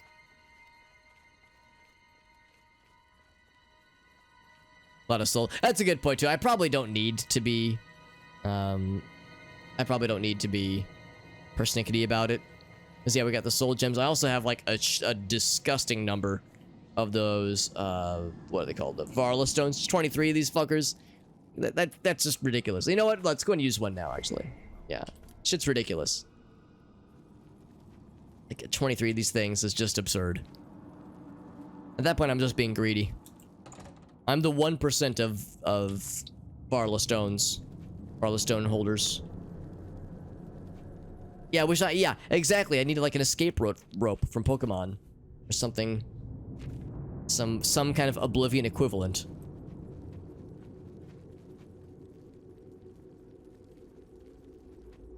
Or Faery's Wind from Legend of Zelda that takes you back to the start of a dungeon. Be a welcome sight. And of course it's gold brand, so ooh, it's fancy. Matthias Waltrus. Yeah, these are names I don't recognize. But they're just, I think, just standard Fighters Guild peeps. Argus, Laftrius.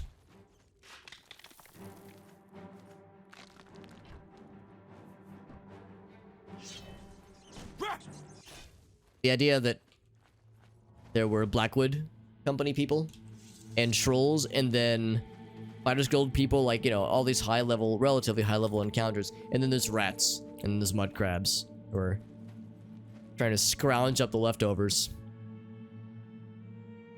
Fast travel from anywhere, Piazza, I'd be down, that would be nice. There's probably mods for it, though. A mod that lets you fast, yeah, probably. There probably is such a thing. Yeah, Oblivion Hoarders Anonymous, too real, man. Yeah, you've seen what my inventory looks like. The state of my character's inventory. I do need to sell some things sooner than later. So I should probably repair things too, for that matter. So I gather that hammer. Get that armor skill up, baby. Only broke one hammer. Not bad.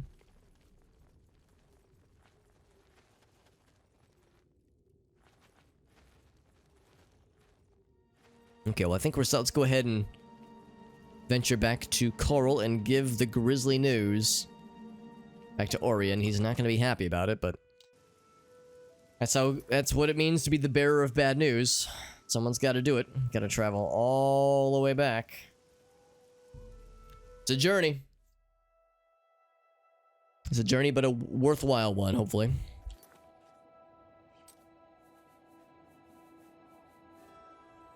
Oop.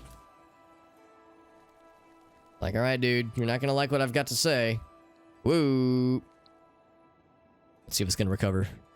And is it alright? It's thinking about it. Oop, oop, oop. Okay, well, it didn't crap out entirely. Let's see. Do I have my Windows key? Uh-oh, that's not good. Can I Alt-Tab? Kind of. I can kind of Alt-Tab.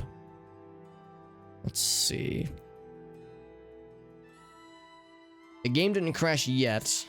Good sign. Let's switch back. Let's switch back and see if it doesn't poop out entirely. Because that was a blip on mine. It was not on your end. I can assure you. Are we good? Whoop! I don't know why oh, hold on. I don't even know if you can hear me right now. I don't know why I decided to press the draw sword button. It seemed like a good idea at the time. He punches you in the chin, it won't be noticeable. Correct. I hate when this happens, because now it's a question of like, should I just Alt F4 and just kill the game? Or should I try to like see if we can like keep this thing going? I'm gonna save because, granted, we just auto-saved anyway, but whenever it gets into this kind of mode where it is clearly wobbly. Oh, it just crashed on its own. Okay, it's fine. Just if you're gonna die, if you're gonna die on me, just get it out of the system. Just get it done so that I can bring you back. So here's the dude. Let me handle this. Let me handle this. You know how to move in light And look at all the stuff that's been like thrown around. Oh, that was me actually. I remember dropping these previously. Yeah, stuff that's been knocked all over the place from various physicsy nonsense. Yeah, plates thrown about, rat meat or a mutton You're off back. their plates. What have you found out? Bad news, homie. Dead. Dead. What happened? A journal? Let me see that. Blackwood Company. Bastards. Rank amateurs. I don't like to think how Valena is going to take this news. He was my responsibility. I'll be the one to tell her. I want you to lay low for a while. Talk to Azan or grow cash. Let me deal with Valena. You've still got a career ahead of you. That was like a good vocal delivery, good like voice actor performance by this guy for that first part especially. Blackwood Company, bastards. Also, I actually have not even read the journal. It was A Bloody Journal, I think is what it was called. Or maybe just Bloody Journal. Oh, did he take it from me? Oh, shit. No, I would have saved. I'm actually gonna reload. Yeah, I would have saved though. There it is, yeah. Want to read this myself. See what's in there. Corey Taylor, who's their singer, right? Yeah. This is my first time. It is Shao Kahn. Yes, my first time playing Oblivion. I've played a lot of Morrowind, but I never played Oblivion until this playthrough. We started it back in May of this year, so it's been going for about 6 months. But there's a lot of game to cover, obviously. So some of the pages have been shredded or covered in blood. 2 weeks since Vitalis' death. And Mother will never truly accept the fact that he is gone. Oh, that's his older brother, I think, yeah. Visits his grave. She does not know I've seen her go. She feels guilty for sending him on his last mission. Says he would have sought no other end. He would rather go down fighting for the guild. Barracks duty, a full month since I've been given any contract, he says. Polishing weapons and training.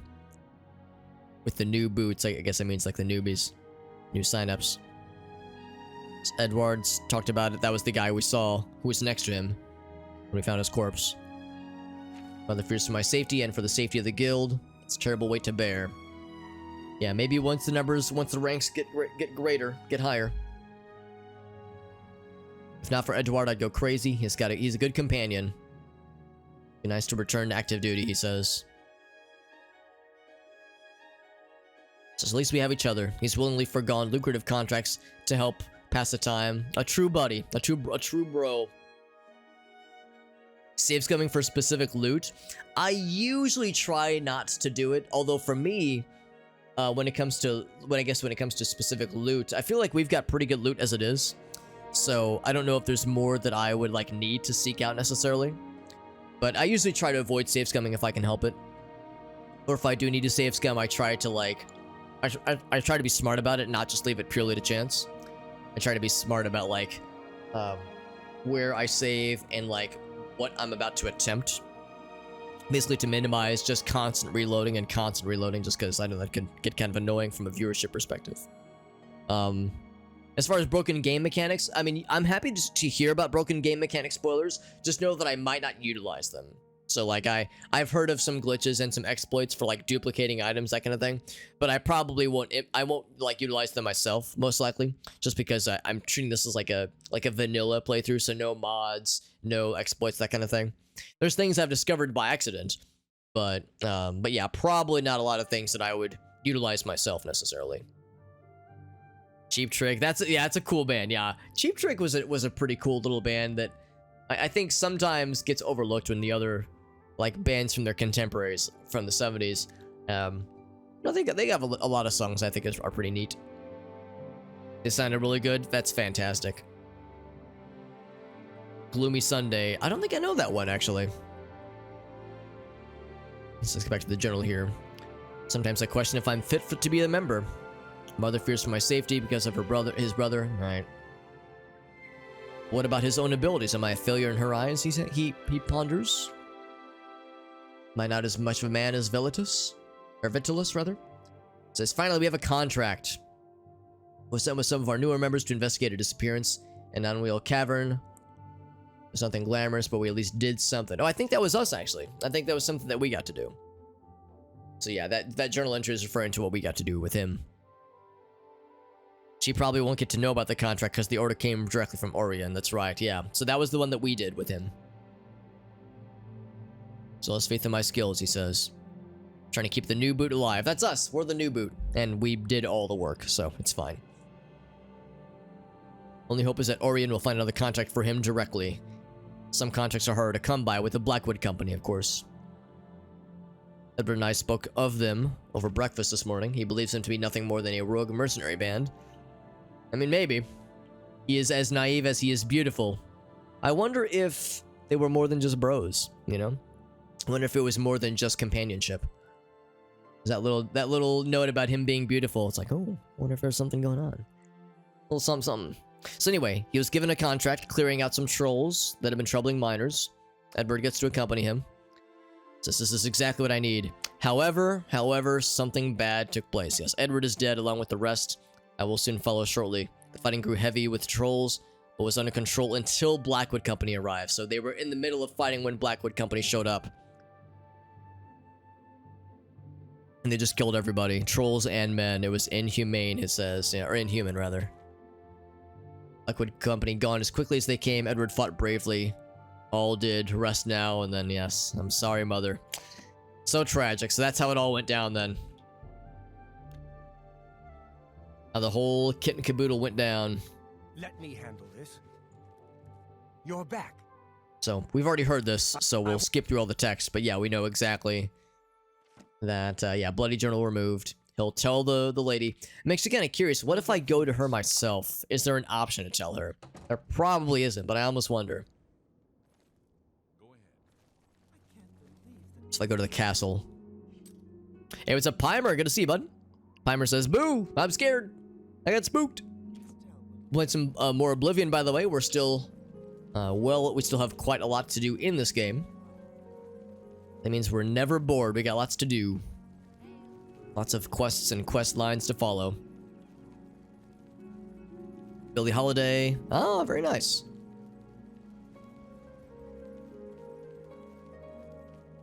Oh, I got you. So, yeah, maybe high school class might not have been a big fan of that one. I mean, that's art, though. Sometimes it's not always pretty and glamorous. Sometimes it's rough around the edges.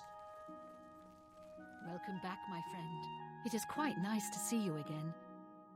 So, there is no option to talk to her about it. Maybe it's for the best. There's been trouble with smugglers and Khajiit bandits in the Transnibbon. Yeah, anyway. Farewell. At least I think she's the mother of that person. I'm pretty sure that's like the whole deal with that person, that he was the son of the Countess. Welcome to the Jungle. That's a fun one, yeah. I bet that'd be a fun to play. I've never learned how to play guitar, but just based on how lively that song is, I bet that'd be a fun one. Well, we're back in the good graces of doing Mage's Guild quests, I think, because he was saying lay low for a while and maybe do some quests for the other people. I'm guessing it would be a matter of going back and forth between Anvil and, what was the other guy? It wasn't Skingrad, it wasn't Kavach. Actually, was it Coral? I don't think it was. Well, no, Coral is where we are right now. I think Cheydinhal. I think it was between Cheydinhal and Anvil for Fighters Guild quests. But let's go back to the Mages Guild quest line now that it's been a couple days, as I suspect there will be an option now to do stuff. Actually, what I should do is head to the market district so I can sell some things. So our inventory is bursting at the seams with shit I need to sell. It's fairly easy. I mean, if it's the first song you learn to play on guitar, it makes sense to want to start with something that's not super crazy, super complicated. And I mean, the lead guitar parts I think are I mean, I don't know how complicated they are, but they're fairly involved and sound awfully lively and energetic, so I'm sure they're rewarding on their own. Whatever you need, I'm at your service. Harmonium and tabla, which, yeah, I'll confess I've never heard of. Got you to keyboards and pianos. Excellent. Drums, awesome. Playing strings though, yeah. No, I played the cello back in the day, so like my experience was like the more I guess like the classical stringed instruments, but never played anything more contemporary, unfortunately, so I missed out on lots of fun stuff there. But yeah, exactly. Self-taught, exactly. No, that makes perfect sense, because that's what I would have done too. I would have just started with something that was more approachable, then kind of build up from there. But yeah, things I wanted to sell. I have many things. Wait, yes, sell. I don't want to buy, I want to sell. And really, I'm going to sell all the arrows, because I don't have a... Well, I do have a bow, but I would rather not use it. The only reason I have it is if there's a need for it, from a quest that we're doing or something.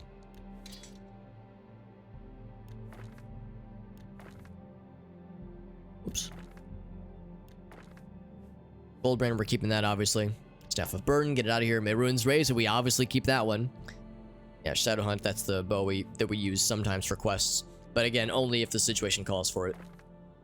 It is like, if it's needed for a quest. Fortified Agility, get rid of that. Because we have a lot of rings we don't need, obviously.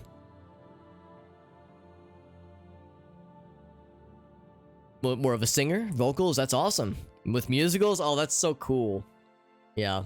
I feel like I like musicals or something that I've always been... I always enjoy whenever I get to experience them, but I never really saw them a lot as a kid, or watched them as a kid, or even as an adolescent or anything. So as a result, there's like this whole genre of performance music theater that I have known nothing about. Like there's all these like memes about different plays and different musicals, and I can tell from afar it's something I think I would enjoy, but it's something I've never really like taken upon myself to get into and like listen to or watch, for that matter. So like I think there's a bunch there that I would enjoy a lot, but actually I'm just gonna sell this one, by the way. Things I would enjoy a whole bunch, but like I feel like in a way I kind of missed the boat. And of course, like I can get more, I can get reacquainted, or maybe not reacquainted. I can get acquainted. There's always time to like go through and familiarize oneself with these things. But it's like I feel like I'm behind the 8 ball a little bit, because there's so many musicals and so many many of those kinds of like theatrical musical plays that I think I would really enjoy. So it's kind of hard to know where to start. It's kind of overwhelming at times. You've made a good bit of gold. Played the flute as a kid. That's cool. Yeah, a lot of cool woodwind instruments. I mean, brass instruments always seem pretty cool. Someone mentioned the drums earlier. Lots of great stuff out there, man. It's the downside is trying to find time for all these things. Trying to find time to learn instruments and practice them, for that matter. Not just learn them, but like, keep your skill set up. That alone takes a ton of time. That's how you started making friends. That's good. Yeah, it helps you open up. That's awesome. Because yeah, what a great way to build confidence, man. Makes perfect sense that would like be something that would help kind of bolster yourself a bit.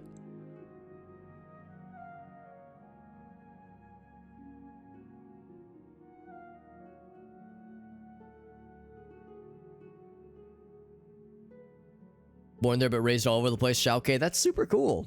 That's super cool. I have a couple friends that are in the same situation or similar situation at least, where they were born in one place but like have lived all over the place. I've only lived in the United States, so there's and I like it here, but yeah, there's so much that I've not experienced. Probably a lot I'm missing out on it, honestly.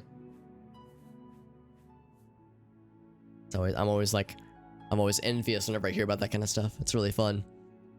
Fatigue and health, I think I'll sell this one too. Thieves. Shield ring 18%. Actually, that's pretty good. 18. What's the other one we had? Steel skin. Oh, that's also 18. Okay, so it's the same.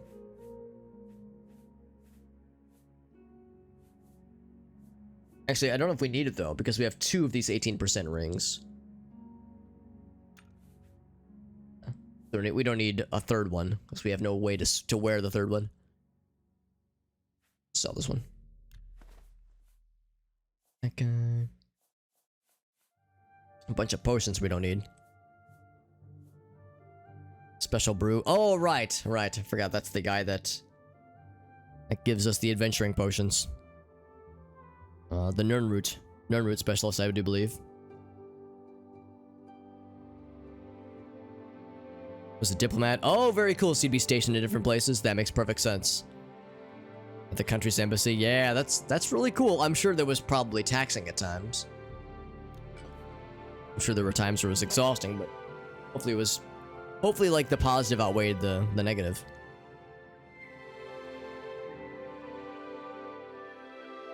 Got to see a lot of cool places, I bet. Yeah. Stevie Ray Vaughan, yeah, absolutely. Yeah, he's got some cool music. It's unfortunate he died so young.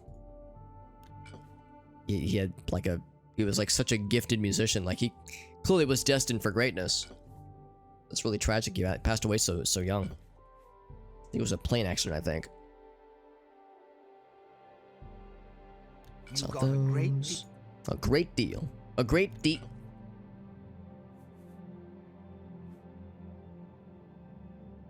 Sell these as well. You've made a good bit of gold. Had to learn English when in a bunch of foreign countries. Yeah, I'm sure that was like, I'm sure that was a challenge. Honestly, it was like learning the language and interacting with lots of different people from different countries, different cultures. I mean, yeah, I bet that was a challenge. Hey, what's up, Wasteland? From Hammerfell to Cyrodiil. I sure hope so. I sure hope so, because I'm especially because we can only imagine what Hammerfell is like. Maybe one of these days we'll get to see it ourselves in game.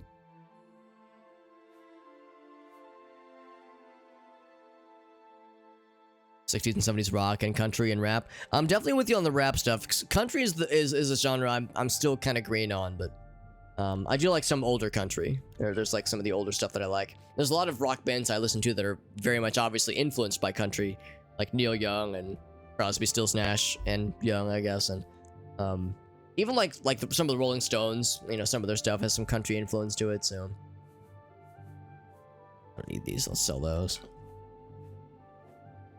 Dispel. I don't need the dispel potions. That's more. A fine. I don't need 17 of these things. I'm gonna sell 10 of them. You've made a good bit of gold.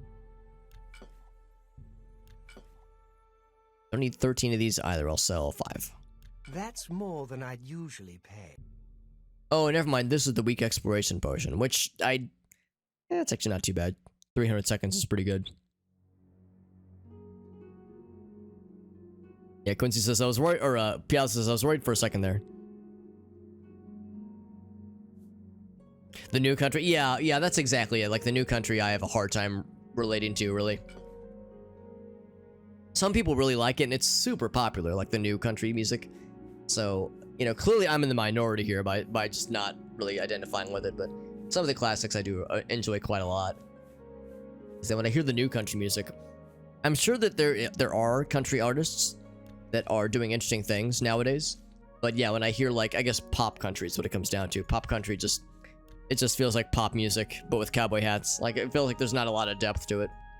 That's more than I'd usually pay. Dreg wax we might need for something. I think the ectoplasm we do not need, so I'll sell that. Deal. Sell those.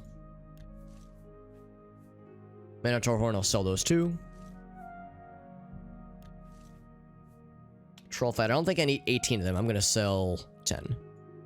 Yeah, we'll sell 8 in case they need a whole bunch. And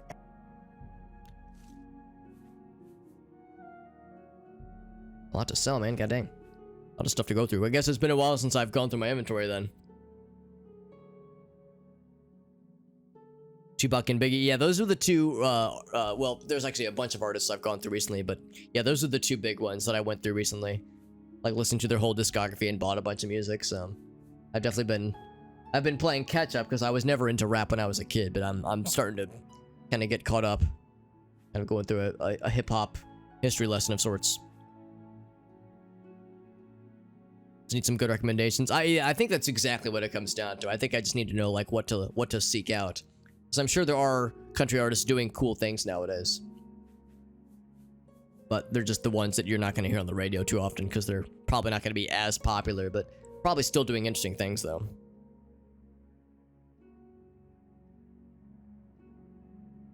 Tupac. Oh, and DMX. That's right. Yeah, DMX passed away just, I think it was early this year actually. This is really unfortunate. So yeah, he was huge. He was such a, like, at the in his heyday, he was so popular. Like, his music was everywhere. All these dead drops that I don't think I need, but there's no value to them, so it's like it's almost not worth even selling. But I'll just give away the dead drop orders. This incriminating evidence. It's to free up the inventory because it does take up space, obviously. Yeah, you can hang on to these dead drop orders. These orders to murder other people, usually innocent people.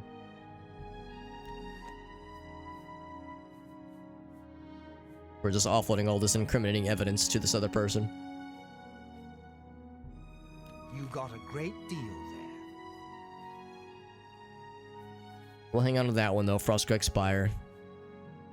What if I match gun? No, thank you. Soul Trap, yes.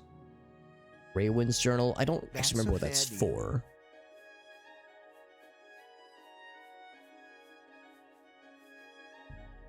Detect Life, no thank you. Magic Drain, yeah, these I can obviously sell. Not Soul Trap though. Soul Trap is good. Reflection is good too.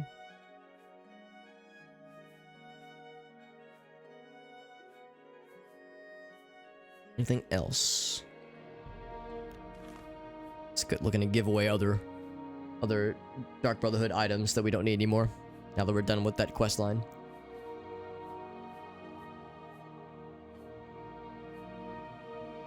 I think we've already read this tome, so I think we're good there.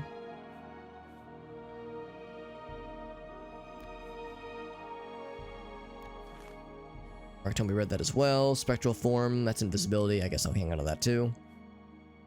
Summon a bunch of things.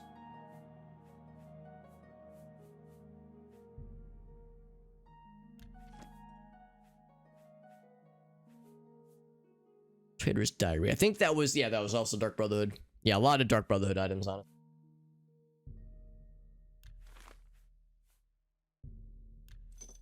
So a bunch of these things. I don't think we need 11 Grand Soul Gems. I think I'll sell all but like 6. Or all but 5, rather. These are unenchanted. Let's just have common enchantment, I'll just sell those. These are just greater soul gems, I'll sell those. We have so many grand soul gems, we don't need anything less than grand, honestly. Lavarla stones as well. That guy as well. Diamond, emerald. You've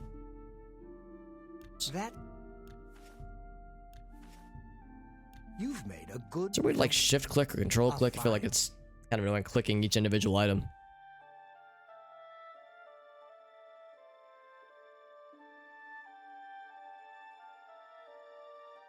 Ashley McBride is a good recommendation. Thank you, Quincy. That is perfect. Yeah, I'll look up that name as well.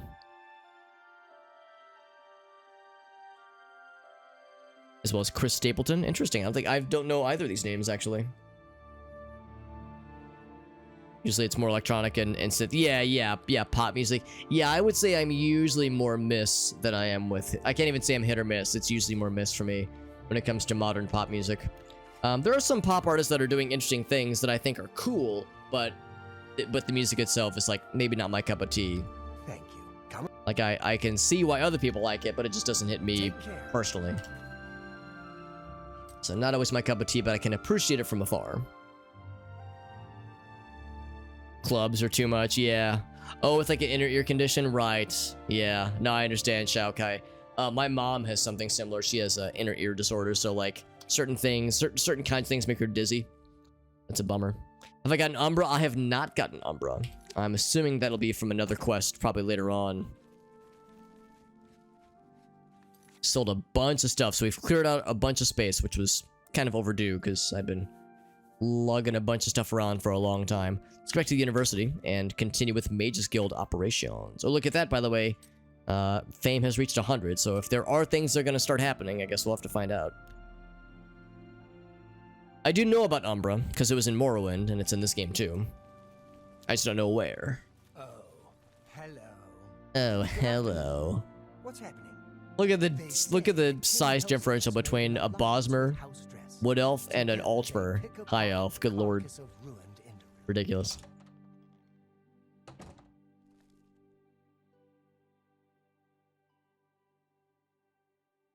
Machine Gun Kelly, Quincy? Oh my god, I sure hope not. I mean, I get it. Machine Gun Kelly's really popular right now, so some people I'm sure really like him, but saying that he's better than like some of the all-time greats is pushing it. The guild needs you more than ever. More than ever. Before we continue, you should speak to Raminus Polus about your advancement within the guild. Oh, okay. Yeah, I'll talk to him too. I'm surprised that he cannot administer promotions or advancements, but this guy can. Pleasure to speak with you. Chris Stapleton's good. Excellent, yeah. That's good to know. So anyone out there? Because, yeah, admittedly, I don't know either of them, actually. Truly, you are an asset to the guild.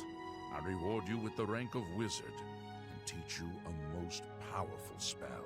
Oh, most powerful spell, you say? I'm listening. Aye. Wizard's Fury. Yes, I want to be a furry. What did I get? Wizard's Fury. I'm curious. Looked like it was fire. Oh, it's many things. 10 points for 15 seconds. So it's like fire damage over time, and then frost damage, and shock damage. 47 magic cost. Compare that to electrocution. So 110. So if somebody has no resistances at all, this will eventually do more damage, with much less of a cost to it, which is pretty compelling. So I think I will actually add that. That's a target spell, right? It is target. Let's see. Weakness to Magicka is pretty good. I feel like I should remove one of my things. I guess I'll put this in place of it.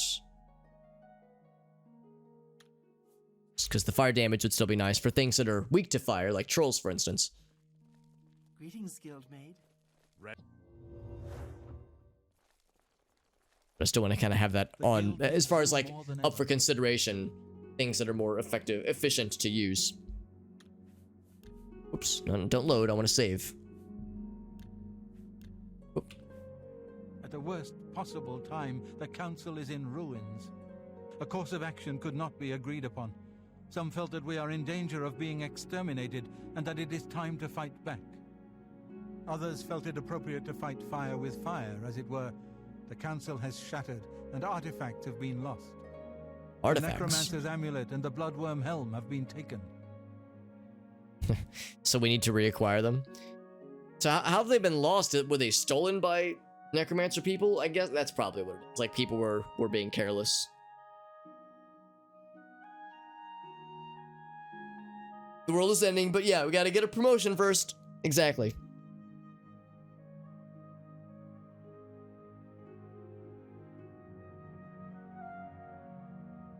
Oh, but they get it back though. Oh, so it's like, so it's not damage, but it's like health drain. Yeah, I'd assumed it was 15 points per tick, like each second for 15 seconds. 'Cause yeah, that's a shame. That would, I guess, would explain why the Magicka cost was so much less. 'Cause yeah, that is good to know, Piazza. Yeah, I was thinking that if it said drain health, that they would get the health back, but if it said damage, that the damage stayed present after it ended. But maybe with like elemental damage, it's different. So that's a shame. A group of mages led by Erlav Jarol took the helm and have retreated to Fort Telemann in an effort to study it further. It's not they've been lost, but from it to find some way to fight Mannimarco. I tried to dissuade them, but it was no use. I would like the helm returned so that it may be kept safe here in the university. I fear Erlav has made himself a target for the necromancers. Yeah, we all know where this is going. Yeah, so yeah, Wizard, 98 Wizard has opinions on Traven's chosen strategies It here. was last seen in the possession of Earl of Jarol. He was taking it to Fort Telemann. I can only assume he is still there. Yes, if there's Please, different return the helm here before any harm comes to it, or those who are using it. opinions on what's the best course of action, then yeah, it's no surprise that the council is in disarray. Aranya insisted on removing it from the university. She said it posed a threat to the safety of the Imperial City. While I do not doubt that she was right, I question whether her motives were genuine. She seemed all too eager to explore its power. I fear she is not safe from the minions of the King of Worms. She is at Fort Ontus. Please go there and return with the amulet. Help her to see that she should not use the weapons of the enemy, especially out of fear. So we got a double pack of Mage's Guild quests. The Elder Council and the bureaucracy have managed the Empire's affairs for decades. Yeah, we already know about that one. Alright, so we got our marching orders as always. It's too late. So 2 significant artifacts. And probably guess what's gonna happen when we encounter these artifacts, or at least attempt to confront the people who have them. Are we going to arrive in the nick of time before bad things happen and prevent horrible things from happening to good people? Or will we arrive just a little bit too late and watch people get massacred in front of us? Or have everybody already be dead? It's probably the latter. It's probably everybody will already be dead. So, I'm expecting to find a smoldering ruin of corpses, much like the Bruma Mage's Guild from earlier. Would love to be wrong. We'll see. Bloodrune Helm was first, just because that was the first one we clicked, I suppose. To find where it is being kept, she said it was a particular fortress that's probably on our map. But where? Use his ability. Interesting level 98 wizard. So he has something up his sleeve that he hasn't used yet. That is indeed quite curious. Let's have to see what it's all about. Much like the Hokey Pokey, we'll have to see what it's all about. The Drunken Dragon. I love their mascot. Whatever artist or graphic designer they hired to do that mascot, nailed it. Heckin' nailed it. Kind of curious to try out the spell, because yeah, I want to see, like, granted, I guess I have to like wait 15 seconds for their health to come back, but I want to see what that looks like when it's temporary damage that comes back after a bit. For 15 seconds.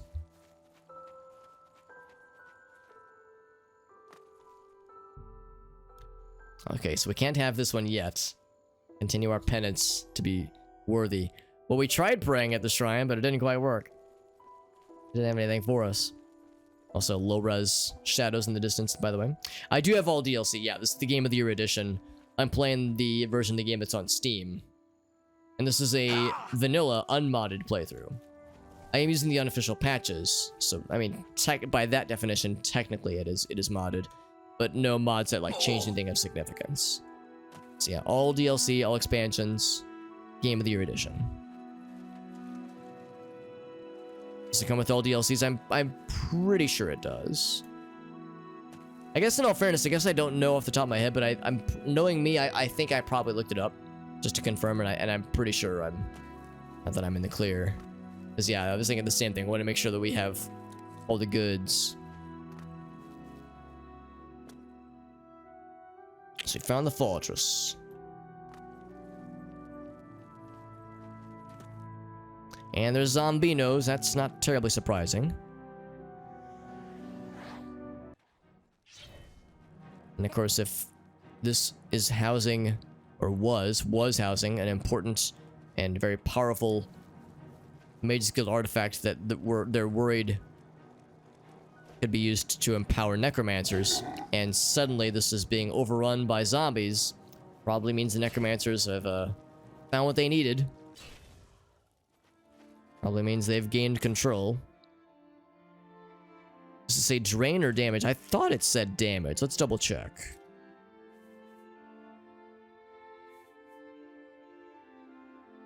Because it said fire damage, didn't it? Yeah, fire damage. So that was why I was thinking it was you know, it was like 10 damage per tick every 15 seconds. Because yeah, I've seen that from other spell effects in other Elder Scrolls games for that matter, where like, yeah, if it says drain health or drain strength for, you know, so much amount of time, it means it is gone for that amount of time, and then it comes back afterwards. Or if it says damage something, damage health, damage strength, damage personality, the damage remains after the caster dies, or it remains after, you know, any time things run out.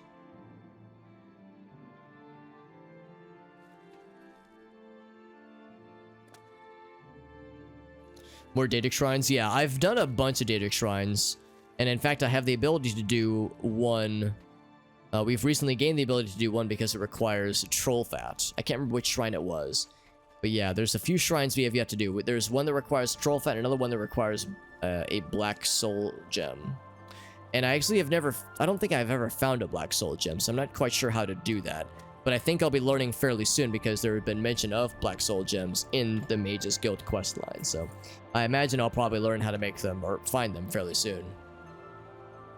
But I think there's even beyond those two, I think there's maybe a third Daedric quest that we've been made aware of recently. Because yeah, that's how we got Goldbrand. We got Goldbrand from doing a bunch of, well, not a bunch, but a few Daedric quests. Which ones have I done? It's a good question. Let me double check. So I have done, whoops, no, not that. So I know I've done the quest for Azura. I've done Mephala. I've done Nocturne. I've done I don't know if I've done Boethia. I can't remember. I can't remember if I've done Vermania. Actually, here I can show you. Maybe this is the easier way to do it. Current quests. So I've not done Vermania and I've not done Malakath. Those are the two I've yet to do. Because I need troll fat and a black soul gem. So I think it was just those two. We've done everyone else. Unless there was one that we only, like, became aware of recently. Because I remember there was one that got added to our map. Because we saw the message, it said shrine location added to your map. But I think it might have already been on the map anyway. Oh, Sanguine. Okay, so I've not been to Sanguine. So yeah, that's another one then. So Sanguine is one I still need to do. That'd have been the more recent one. Clavigus Vile. I guess I did not know that he was a Daedra entity. So no, I've not done their quest for that matter either. Need to find Erlov Jarl, who should have the Bloodworm Helm. I don't expect this to go particularly well, though. My expectations are low.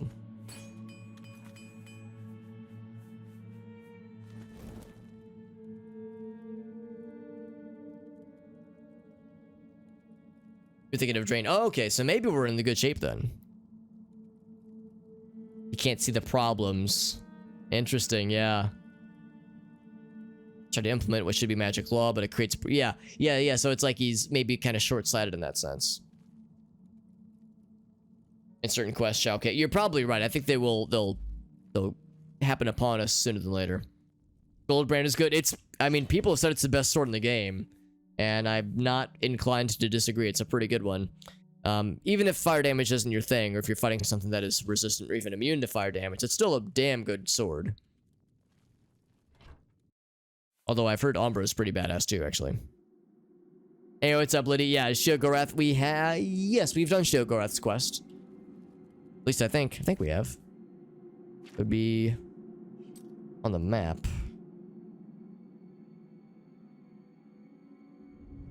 Prince Meridia. Yes, we've not even been to Sanguine's shrine. Malakath, Malakath we've yet to do. We've visited, we've yet to do. We've done Molag Bal. Molag Bal, these nuts. As we've done Mephala. Done Vermina. Oh, no, we've not done Vermina. We're working on theirs. Boethia, we've done theirs. There's Azura. Actually, maybe I'm wrong. Maybe we have not done Sheogorath. I can't remember where they're located. By the way, 8-Bit Llama. 8-Bit Llama, my man. How you doing, buddy?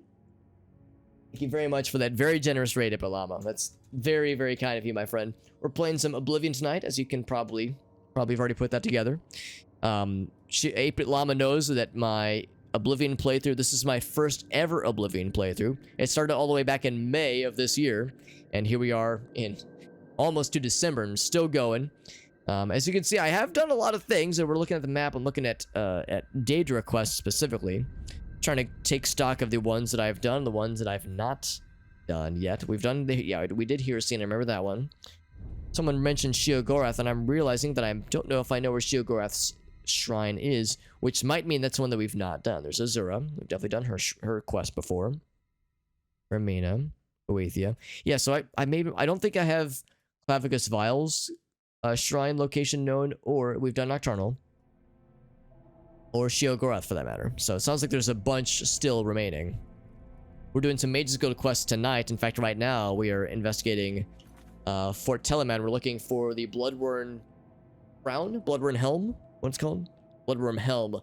But you know how these things go, because it's a highly sought necromancer artifact, and it was taken from the Arcane University so it could be kept here for safekeeping, but of course the mages that were guarding it, I'm sure, have gotten got by now, so we'll see.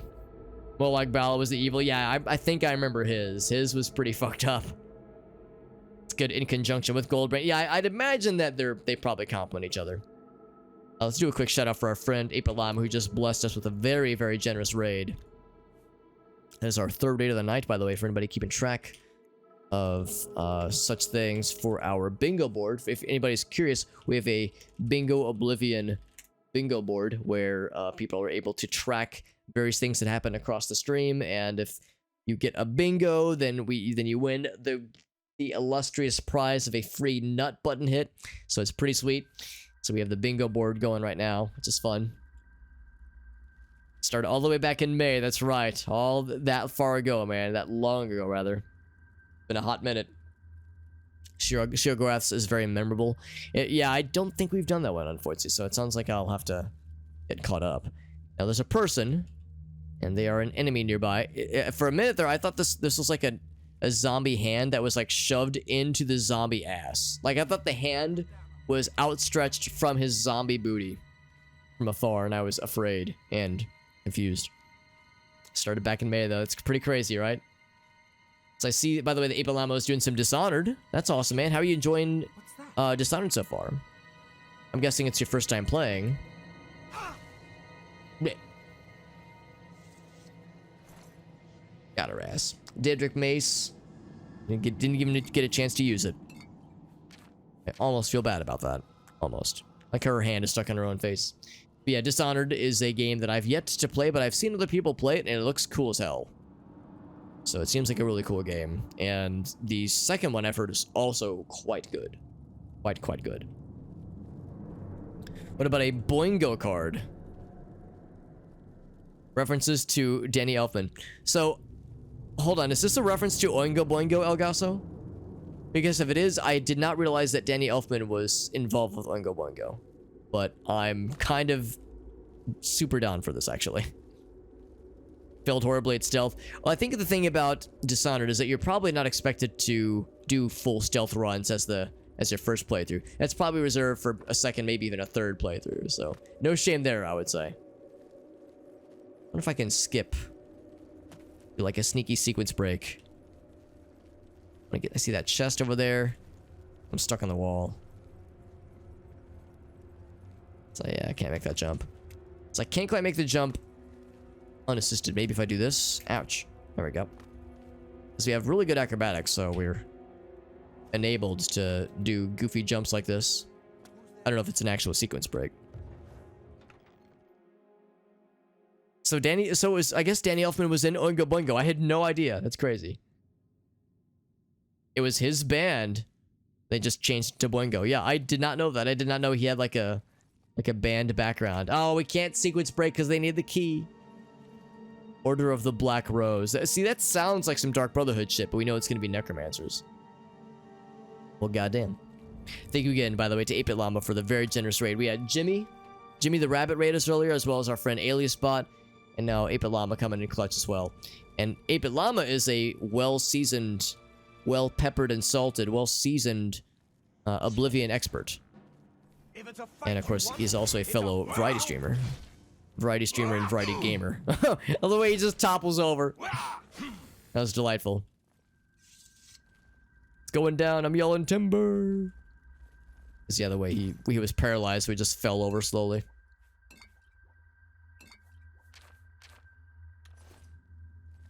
What are some other things you have planned for additional streams, Mr. 8-Bit Llama? You have other plans for the rest of this week or just the near future? I mean, Dishonored is not a short game as I understand it, so you'll probably be at that one for a bit. I don't want to fall through this hole.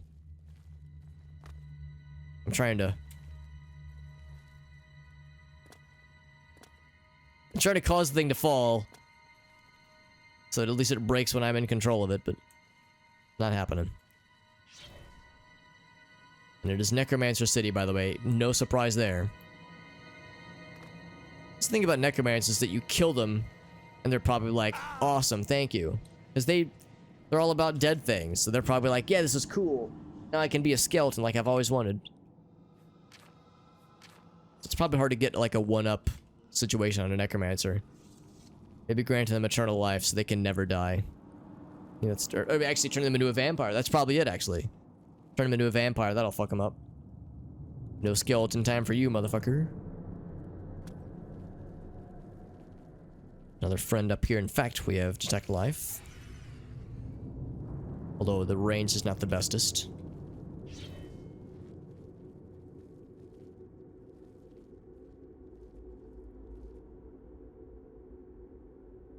She's kind of looking our way. Our sneak is not the bestest. So if I want to go for a sneak attack, oh, maybe. Maybe now's my chance. It's ridiculous because she's looking right at us, like right our way, but because of our pretty good sneak skills, we can maybe cheese it. And the cheese worked.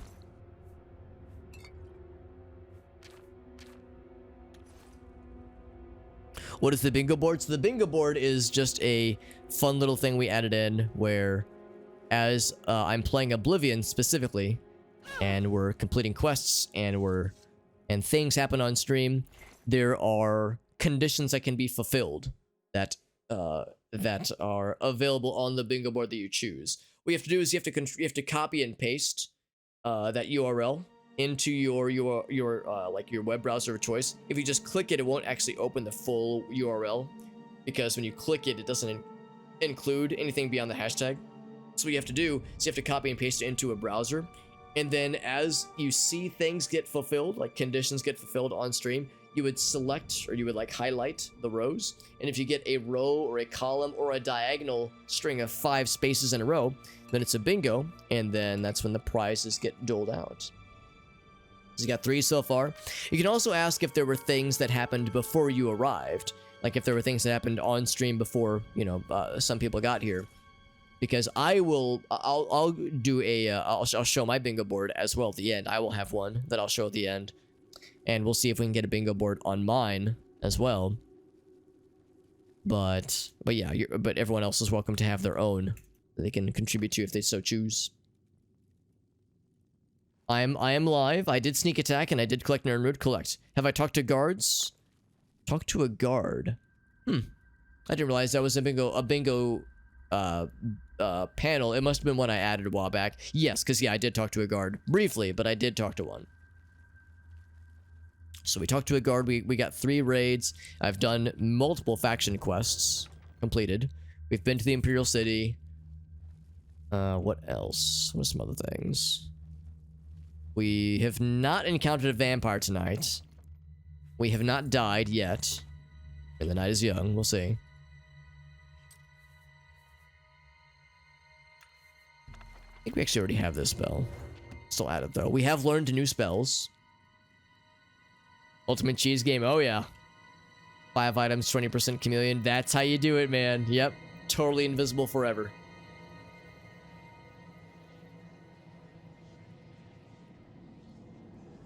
Yeah, that's ridiculous. That's ridiculous, yeah. Because, I mean, Morrowind lets you do all kinds of crazy shit like that as well. It's very much unhinged in what it lets you do, for better or for worse. This game as well, you know, provides a lot of goofy opportunities to just break shit in funny and clever ways. Have I encountered any bandits? I don't think we have, oddly enough. I don't think we have encountered very many or actually any bandits or highwaymen or marauders. We've encountered bad guys, but those were just kind of those were the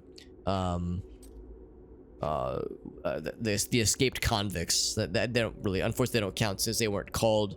They actually had unique names. They were like kind of specific to that one quest.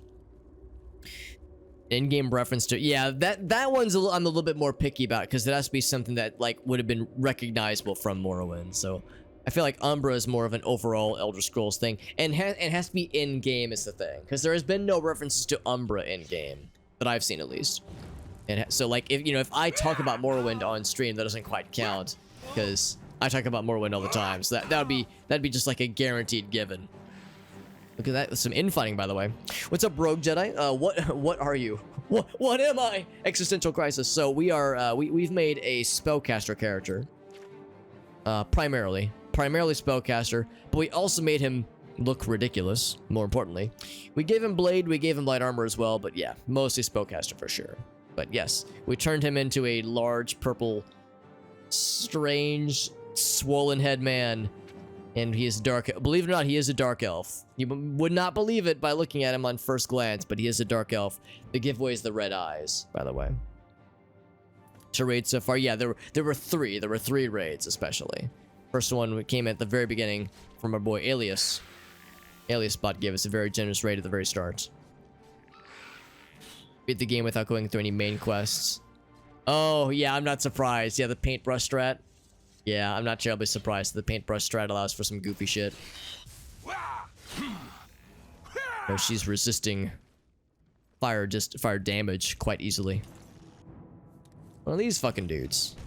Ouch.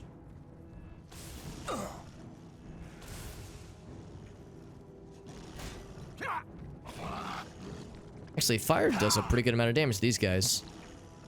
Well, maybe. It's hard to say. Or maybe it's just because we've just got a really good sword, so it's able to do quite a lot. But yeah, the paintbrush strat. I've not done it myself, and I've not seen videos of it, but I've heard people talk about it, and it sounds hilarious.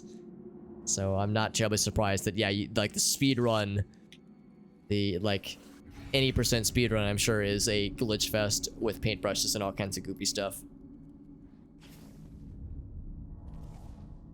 Thought it might be a mod. Yeah, this face right here, this was all unmodded. This is all achieved with vanilla Oblivion.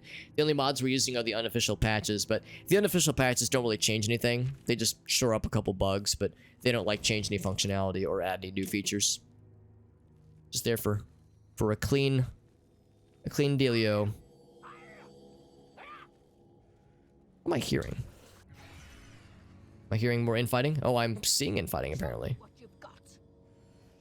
So I guess the Daedra and the Necromancers are not on the same side, which kind of makes sense actually. If they wouldn't be buddies. Surprised that they're occupying the same dungeon. Well, I mean, I guess this was a Mages Guild hideout at one point, so it makes sense that I'm just warming up, you pathetic worm. There'd be existing stuff first. Oh, look at her casting lightning at this fucker. That's adorable. No, don't fight me. I was having fun watching you fight the other peeps. Yeah. I want to watch this fight. I like watching the NPCs duke it out. Oh yeah. You best run away, bitch.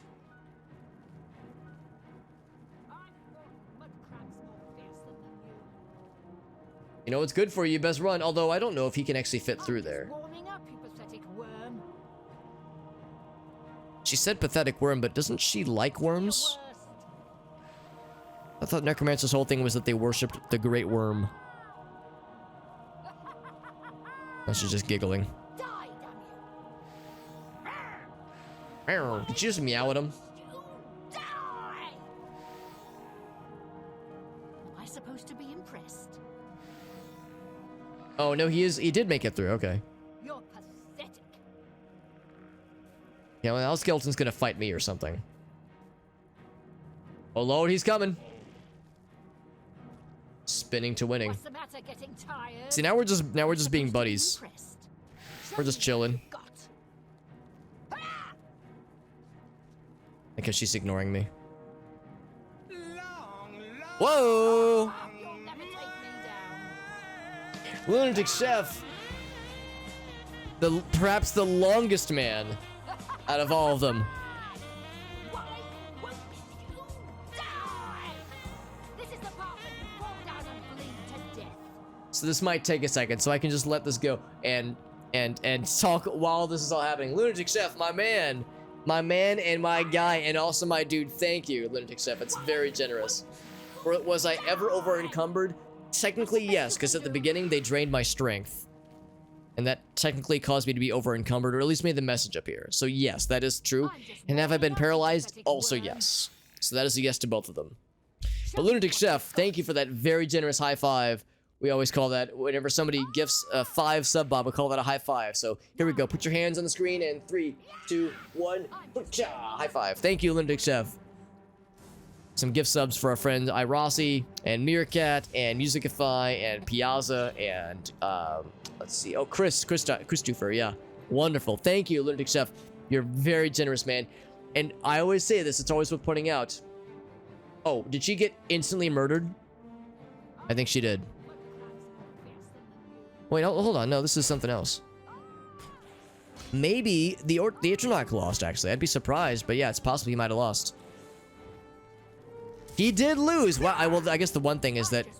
Oh, no, he didn't lose. There is one here, though, that died, but there's another one that is not. Do you want to fight him real quick, lady? Or do you, like, insist on fighting me? Because that Storm Atronach did notice you. A Lunatic Chef is a freaking homie. He's done so much for me and several other streamers. He's gifted so many subs and has offered so much support. Been an absolute baller, and we're all very grateful to have him in our like ecosystem of streamers and friends and communities that we're all into. All these corpses, by the way. So many corpses. So let's see. So let's try out this new spell. So he doesn't care about the shock effect, obviously. I'm thinking the fire might fuck him up a little bit. Actually, if I just wait and let the fire do its thing, it'll eventually die. Yeah, it's not too bad. All these corpses, though, goddamn. The Lunatic Chef, thank you again, my friend. Like I said, Lunatic Chef is a person we see in several different streamer communities, a bunch of streamer friends that I have. Apit Llama and Scarlet and George and Grovana, all these cool folks.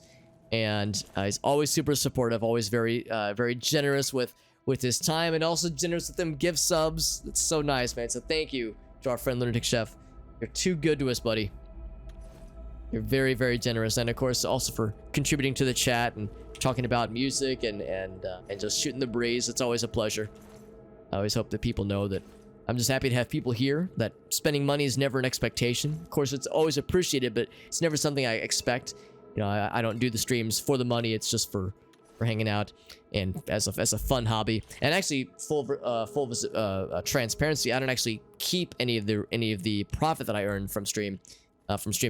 Whatever I do earn, I just donate back to our charity fundraising that we do, which is actually part of why the fundraising bar that we have above my head is as high as it is.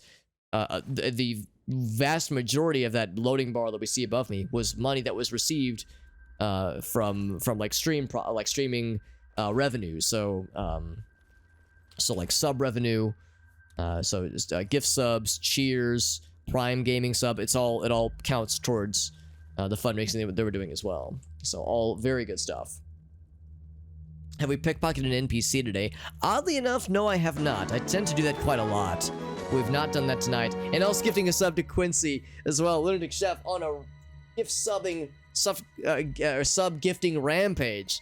Thank you, Lunatic Chef. Seriously, that and I always feel like I should emphasize that it is always so much appreciated, but that it's never the expectation.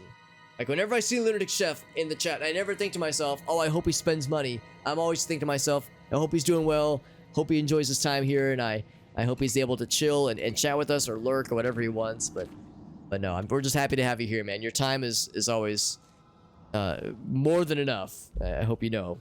And in fact, even says in that little gift sub message just now, where it says 139 subs gifted to the channel over the course of his time here. Like, that's a lot of gift subs over the years I've known him. So Lunatic Chef has done a whole lot for us, and we're all very grateful. Quincy says, Jesus. Thought I had a yeah, when the music was going on loud, yeah.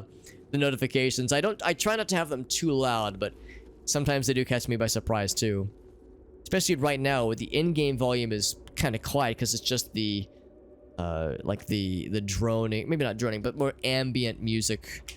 It's not exactly a melodic song on the background right now. It's pretty chill and quiet. So if you've turned your music or your sound up to accommodate it, then it might explode your earballs when the notifications start popping. And another spell book, by the way, which is exciting. I immediately forgot the name of the spell. Debilitate. Paralyze on touch. Probably a spell I won't ever use, but I'll still grab it. Never gonna say no to a free spell. Yo, Muddy, what's up, bud? Muddy the Buddy. It's good to see you, buddy. We're playing some more Oblivion, as you might have guessed. Hope you're doing well, my friend. He says he heard it in his bones, says Quincy. That's how you know it was a worthwhile stream notification moment if you felt it in your soul and your neighbors heard, your neighbors heard it too. Lunatic Chef says you're an amazing person with a great community. Lunatic Chef, it's people like you that make it great and amazing. So I can only take partial credit.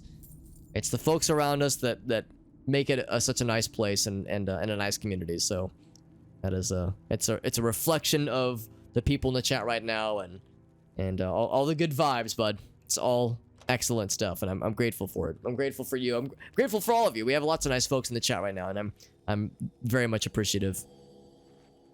And thanks in no small part to the fact that we've had several raids tonight. That's a big one too, honestly. I like to think that there are people that come here because they follow the channel previously or because they see that we're streaming on the Oblivion directory, but I'm positive that a lot of people come in from the raids. So whenever we have lots of folks supporting us like that with raids and hostings, that is something I'm very much grateful for, because I recognize the good that it does with overall engagement and view counts. It's awesome. I'm a very lucky guy, honestly. I'm a lucky streamer to have lots of cool other streamer homies like to help us out. I'm doing well, Muddy. I'm doing well. Gracie and I are gearing up for a wedding soon, by the way. I've mentioned before that we were originally targeting April for us to get married. However, she has, I think she has finally kind of has come around to my way of thinking, where I was like, I didn't really want to do like a big wedding ceremony. I just wanted to go to the courthouse, knock it out quick and dirty, just bing, bang, boom, just get it all done that way. And at first she wanted to do something more traditional, but as time has gone on and as planning has gone on, I think she's kind of started to come around to my way of thinking and been like, you know what? This wedding planning stuff is exhausting. Maybe we should do something something simple. And I was like, well, you know, we're going to be in Hawaii in January. We were going to go there anyway just for fun. It's like a fun trip. What if we just knocked it out while we're out there? So that's what we're doing. We're going to get married in January while we're in Hawaii. So it's going to be a really nice time. We'll still do something when we get back so we can host something for friends and family, because, of course, when you go to Hawaii for a more or less eloping style wedding, it means no one else gets to be there. So this decision is a very selfish one, obviously, but Dremora, by the way. Kind of surprised to see a Dremora in the land of necromancers. I'm thinking Dremora would be hanging out with necromancers, but here we are. But yeah, so we still want to do something that that family can attend, but instead of doing like a ceremony, we're just gonna go to we're gonna look around at some nice restaurants in the area and just rent out like a private space and just host like a brunch for a few hours where people can kind of come and go and hang out with us. So I think that's probably what we'll do. That way we'll still have some kind of event that people can attend with us and not be completely selfish. So that's kind of the plan that we're going for. Let's see, Moana Luo, I suppose, erupting for the first time. I did not hear that, Piazza. Is this like, I think this is probably a recent thing, I'm guessing. It was Ogasa's decision. He'll take the brunt. He says, I'll take the heat, bud. No, Ogasa probably heard me say that, yeah, I have received some frustration from some family members that maybe weren't super pleased to hear about our decision to basically have our wedding such that they won't be able to attend it. in person, which on the one hand, I get that. I mean, I understand the frustration. I was kind of bracing myself for it. But I think for the most part, people have figured out that, yeah, this is something that we really want to do, and it means a lot to us to do it, you know, the way that we want to. You only, well, if you do it right, if things go well, you only get married once. So, you know, we want to do it in a way that's really special to us. But at the same time, though, I understand the need, the desire at least, to have, you know, family and friends nearby. So we still want to do something when we get. Started 2 days ago, so very recent then. Wow. It was Elgaso. That's right, Elgaso. Oh, next time my mom's in the chat, Elgaso, I'll make sure to mention that. Yes, send him the death threats. Can you imagine? Holy shit. 27 years, Lunatic Chef. That is incredible. Congratulations to 27 years, my man. Oh, and also happy recent anniversary. That was only a few weeks ago. But thank you for the well-wishing and again, for your constant generosity. Because I hope you know it is always so greatly appreciated. I always like to emphasize to people that you never have to buy my love, my admiration, or my good vibes. You get my love and my good vibes for free, whether you want them or not. The joke that I always tell people is, you might say to yourself, Alex, I don't want your good vibes. Get them away from me. Too damn bad. You're gonna get them. They'll take my good vibes and you'll like them. We got the Bloodworm Helm, by the way. I'm actually surprised that we got it. I thought we were going to get here. I mean, everyone is dead, but I thought we were going to get here and the Bloodworm Helm would have disappeared, or it was in the, in the possession of some horrible demon mage thing. Demon mage critter.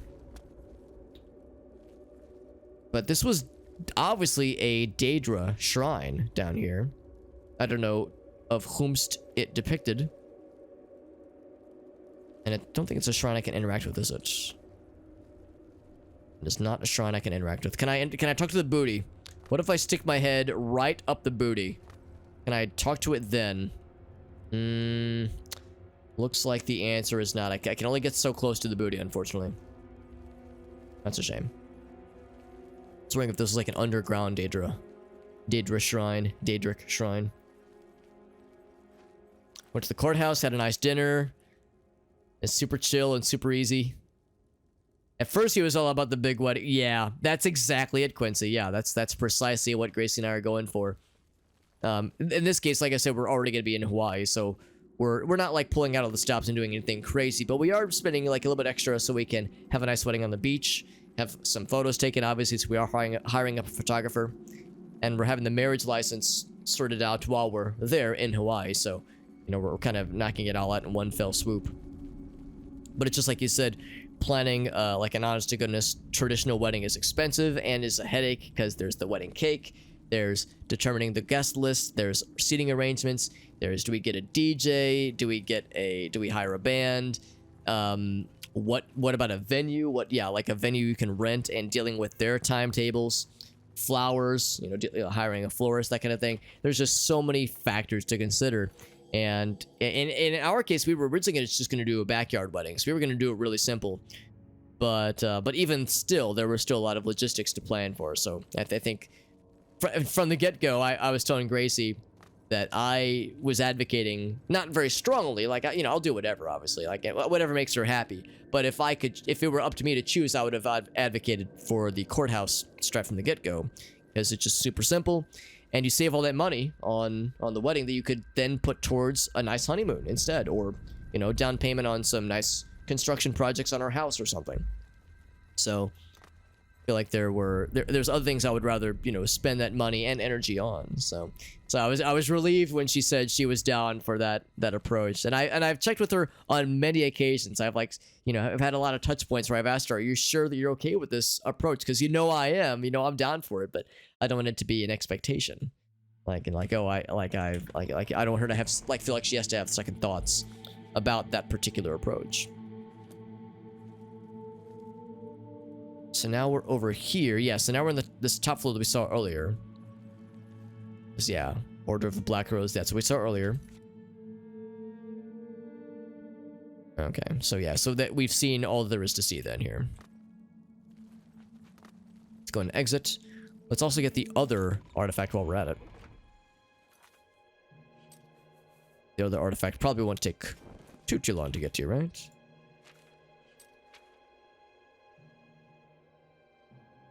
Necromancer's Amulet, that's the one. Fort Ontus, which is a name I recognize. Like we've been there recently. And thank you, Muddy. Thank you for the kind wishes, by the way. Appreciate that, buddy.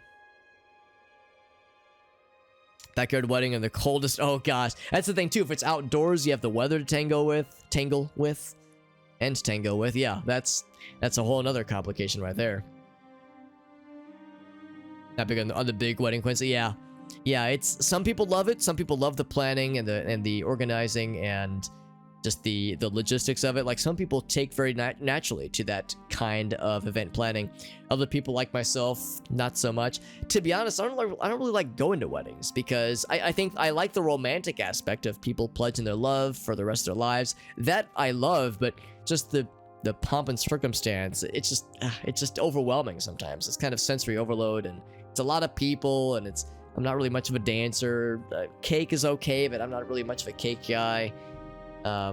Unless it's like unless there's like a lot of friends that I have, or maybe if it's like a family thing, it's usually just not something I'm ever like looking forward to. I don't dread them, but I'm just kind of not my thing. So since I don't really like going to weddings, the idea of hosting one doesn't really sound appealing either. Lots of monsters. These guys might actually resist lightning. They don't resist these nuts. Step.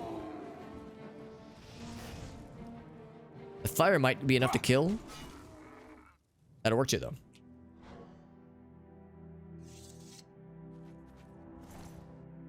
I'll take the Tiefers. The Ogre Tiefers. So we're going a little bit farther northwest to Fort Ontus. Seating arrangements. Oh, yeah, exactly. That's a whole nother... Like, it's the kind of thing that doesn't sound like it'd be complicated, but when you get down to it and you start like trying to figure out like where you're gonna where you're gonna fit people, who should sit where, you know, families and friends of this family, and where the wedding party's gonna be if you want to do a wedding party, that's a whole nother can of worms too. Bachelor party, bachelorette party, bridesmaids, best man, maid of honor. It quickly spirals out of control and it becomes a mess. I would joke with Gracie that like, yeah, I want to do the like something simple, like a courthouse thing. Whoa, nice launch. Something simple like the courthouse thing, and that really there was no way to go low enough on like the overall level of, you know, like overall fidelity or like traditionalness. As far as our wedding would be concerned, like there's no way to like go too low for me. The joke I would tell her is that I'd be willing to go maybe one half step above going to Las Vegas and hitting a drive-through Las Vegas chapel and have a fat Elvis impersonator pronounce us husband and wife. Like that's the bottom. Like or rather like a one half step above that was like as low as I'd be willing to go. So just barely classier than yeah, like drive-through Elvis wedding. And let's be honest, drive-through Elvis wedding would be fucking hilarious. It would be ridiculous, but yes, but very silly. Bonk. Give me your teeth before you tumble down the hill.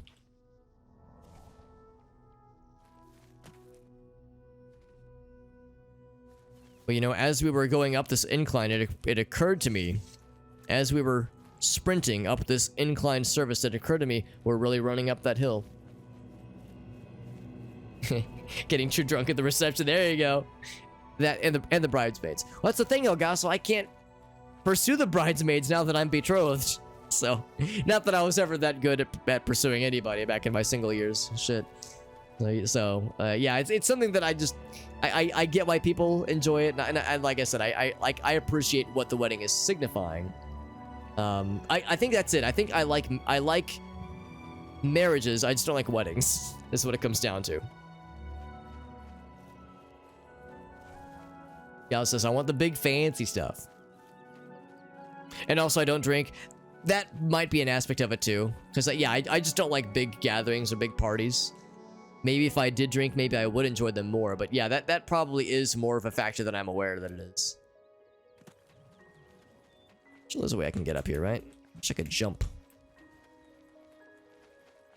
I know people call this Skyrimming up an inclined surface, but it's not just Skyrim, really. It's your Elder Scrollsing up an inclined surface, because you do it in Morrowind, you do it in Oblivion, you do it in Skyrim too.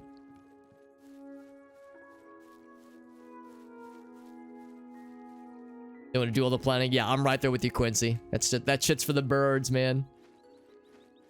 Yeah, Gauss says, just get drunk at the reception. The rest will all follow. An immense amount of pain, yeah. It's so ridiculous, right? Because it's like, it's supposed to be a thing you look forward to and like a positive thing. But for a lot of people, it becomes a draining and expensive experience. Let's see if it recovers, by the way. The game's being a little sad, which means it's time to save. Whenever the game lags like that, it's like, oh boy, time to save because I don't know what's going to happen. Apparently I took fall damage going from here to here, and then like when the game lagged. Elvis impersonator would be good. It'd be funny and quirky, but like I do really like the idea of like the really chill and quiet beach wedding. Because I love the beach, like the rest of us do, obviously. I love beaches, of course. And I love the idea of something like really personal to us, that's tranquil and is easy. Like that makes me very happy. So it's a good representation, I think, of like the kind of person I am. And I think for Gracie too, because we're both pretty similar in the sense that we're not big on like large gatherings and big logistics and big plannings. It's just not our thing. So I think it's a good representation of the two of us. Have a good night, Ipalama. Thank you again for that very nice raid. I hear battle music, but I don't see where. The source. Or the sauce, for that matter. But thank you very much, Ipalama. I appreciate you, buddy. And if it didn't work out, you can blame it on the Elvis impersonator. That's right. Oh, and another lag spike there on the game. Now it is locked up, but let's see if we can unlock it. Nope, it crashed. This is why we save. That's why we save manually, because we cannot trust these things to go smoothly, unfortunately. Actually, let's see, what time is it? Maybe we should actually wrap up fairly soon. It's after 1, yeah. Let's take that as a sign to wrap it up for now.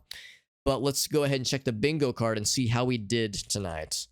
So once again, here's the link for anybody else who is curious if you'd like to play along with your own bingo card. But I will bring up my own bingo card that I will show on screen. No, I'm excited. It'll be a nice time. We also picked out our wedding bands. I'm like legit excited for my wedding band because it looks cool as hell. And I've never been excited about jewelry before, so like that's a weird thing for me, but it's like, yeah, it's like kind of neat, something like kind of cool to be excited for. So lots of fun things, lots of like very nice and fond things on the horizon. Fun and fond.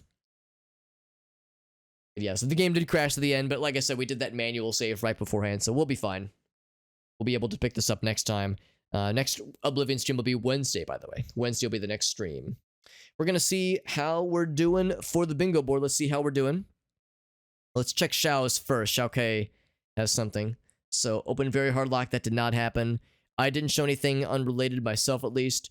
Witness NPC glitchy behavior. I would say this counts. We saw a few things from like funny NPC and monster behavior earlier. Some would have been before Xiao K appeared. But yeah, I would say that one counts. No disposition minigames today. No potions drinking. No bandit. Yeah, I see what you're saying. We were so close. The stream technically didn't go down. There were a couple lag moments that happened, but no blue screens, no internet shenanigans. Daedric Shrine, I'm gonna say that did not happen because we didn't visit any named Daedric Shrines. We saw one that was ruined, and we saw another one that was underground, but it wasn't like a named interactable shrine. It was just a statue, not like a proper shrine necessarily. Your aunts and your mother, but yeah, trying to get at you for getting married. I mean, it's different for everybody, obviously, you know, and I would guess probably a lot of people in chat right now are probably pretty young, so like there's no rush, obviously. You know, some people get married in their 20s, some people get married in their 40s. Then there's always time, you know, to meet someone, and you don't want to rush it, you don't want to force it. Something that should happen naturally and happen when you want it to happen. Some people don't get married. I have friends in their 40s, you know, that are not married. I have family members in their 60s that have never been married, and they seem perfectly content. So it's really just it's up to each individual to determine what they want, you know, what they want to pursue in life. But anyway, so yeah, so I'm probably gonna leave that unchecked. Mid-bathroom break did happen though, so that again, it's like, oh, it gets us really close. The game did crash. No obvious references that I can think of for Morrowind, at least. Streamed until 1:30. I think we're gonna end at a normal time, more or less. Completed a non-faction quest. No, we've only done faction quests. Reload save to rewind time. I don't think we did that tonight. Attempt to pickpocket NPC. Not now. There's another one. Yeah, so close. So that's kind of close. That one's close. That one's close. Yeah, a lot of close ones, unfortunately.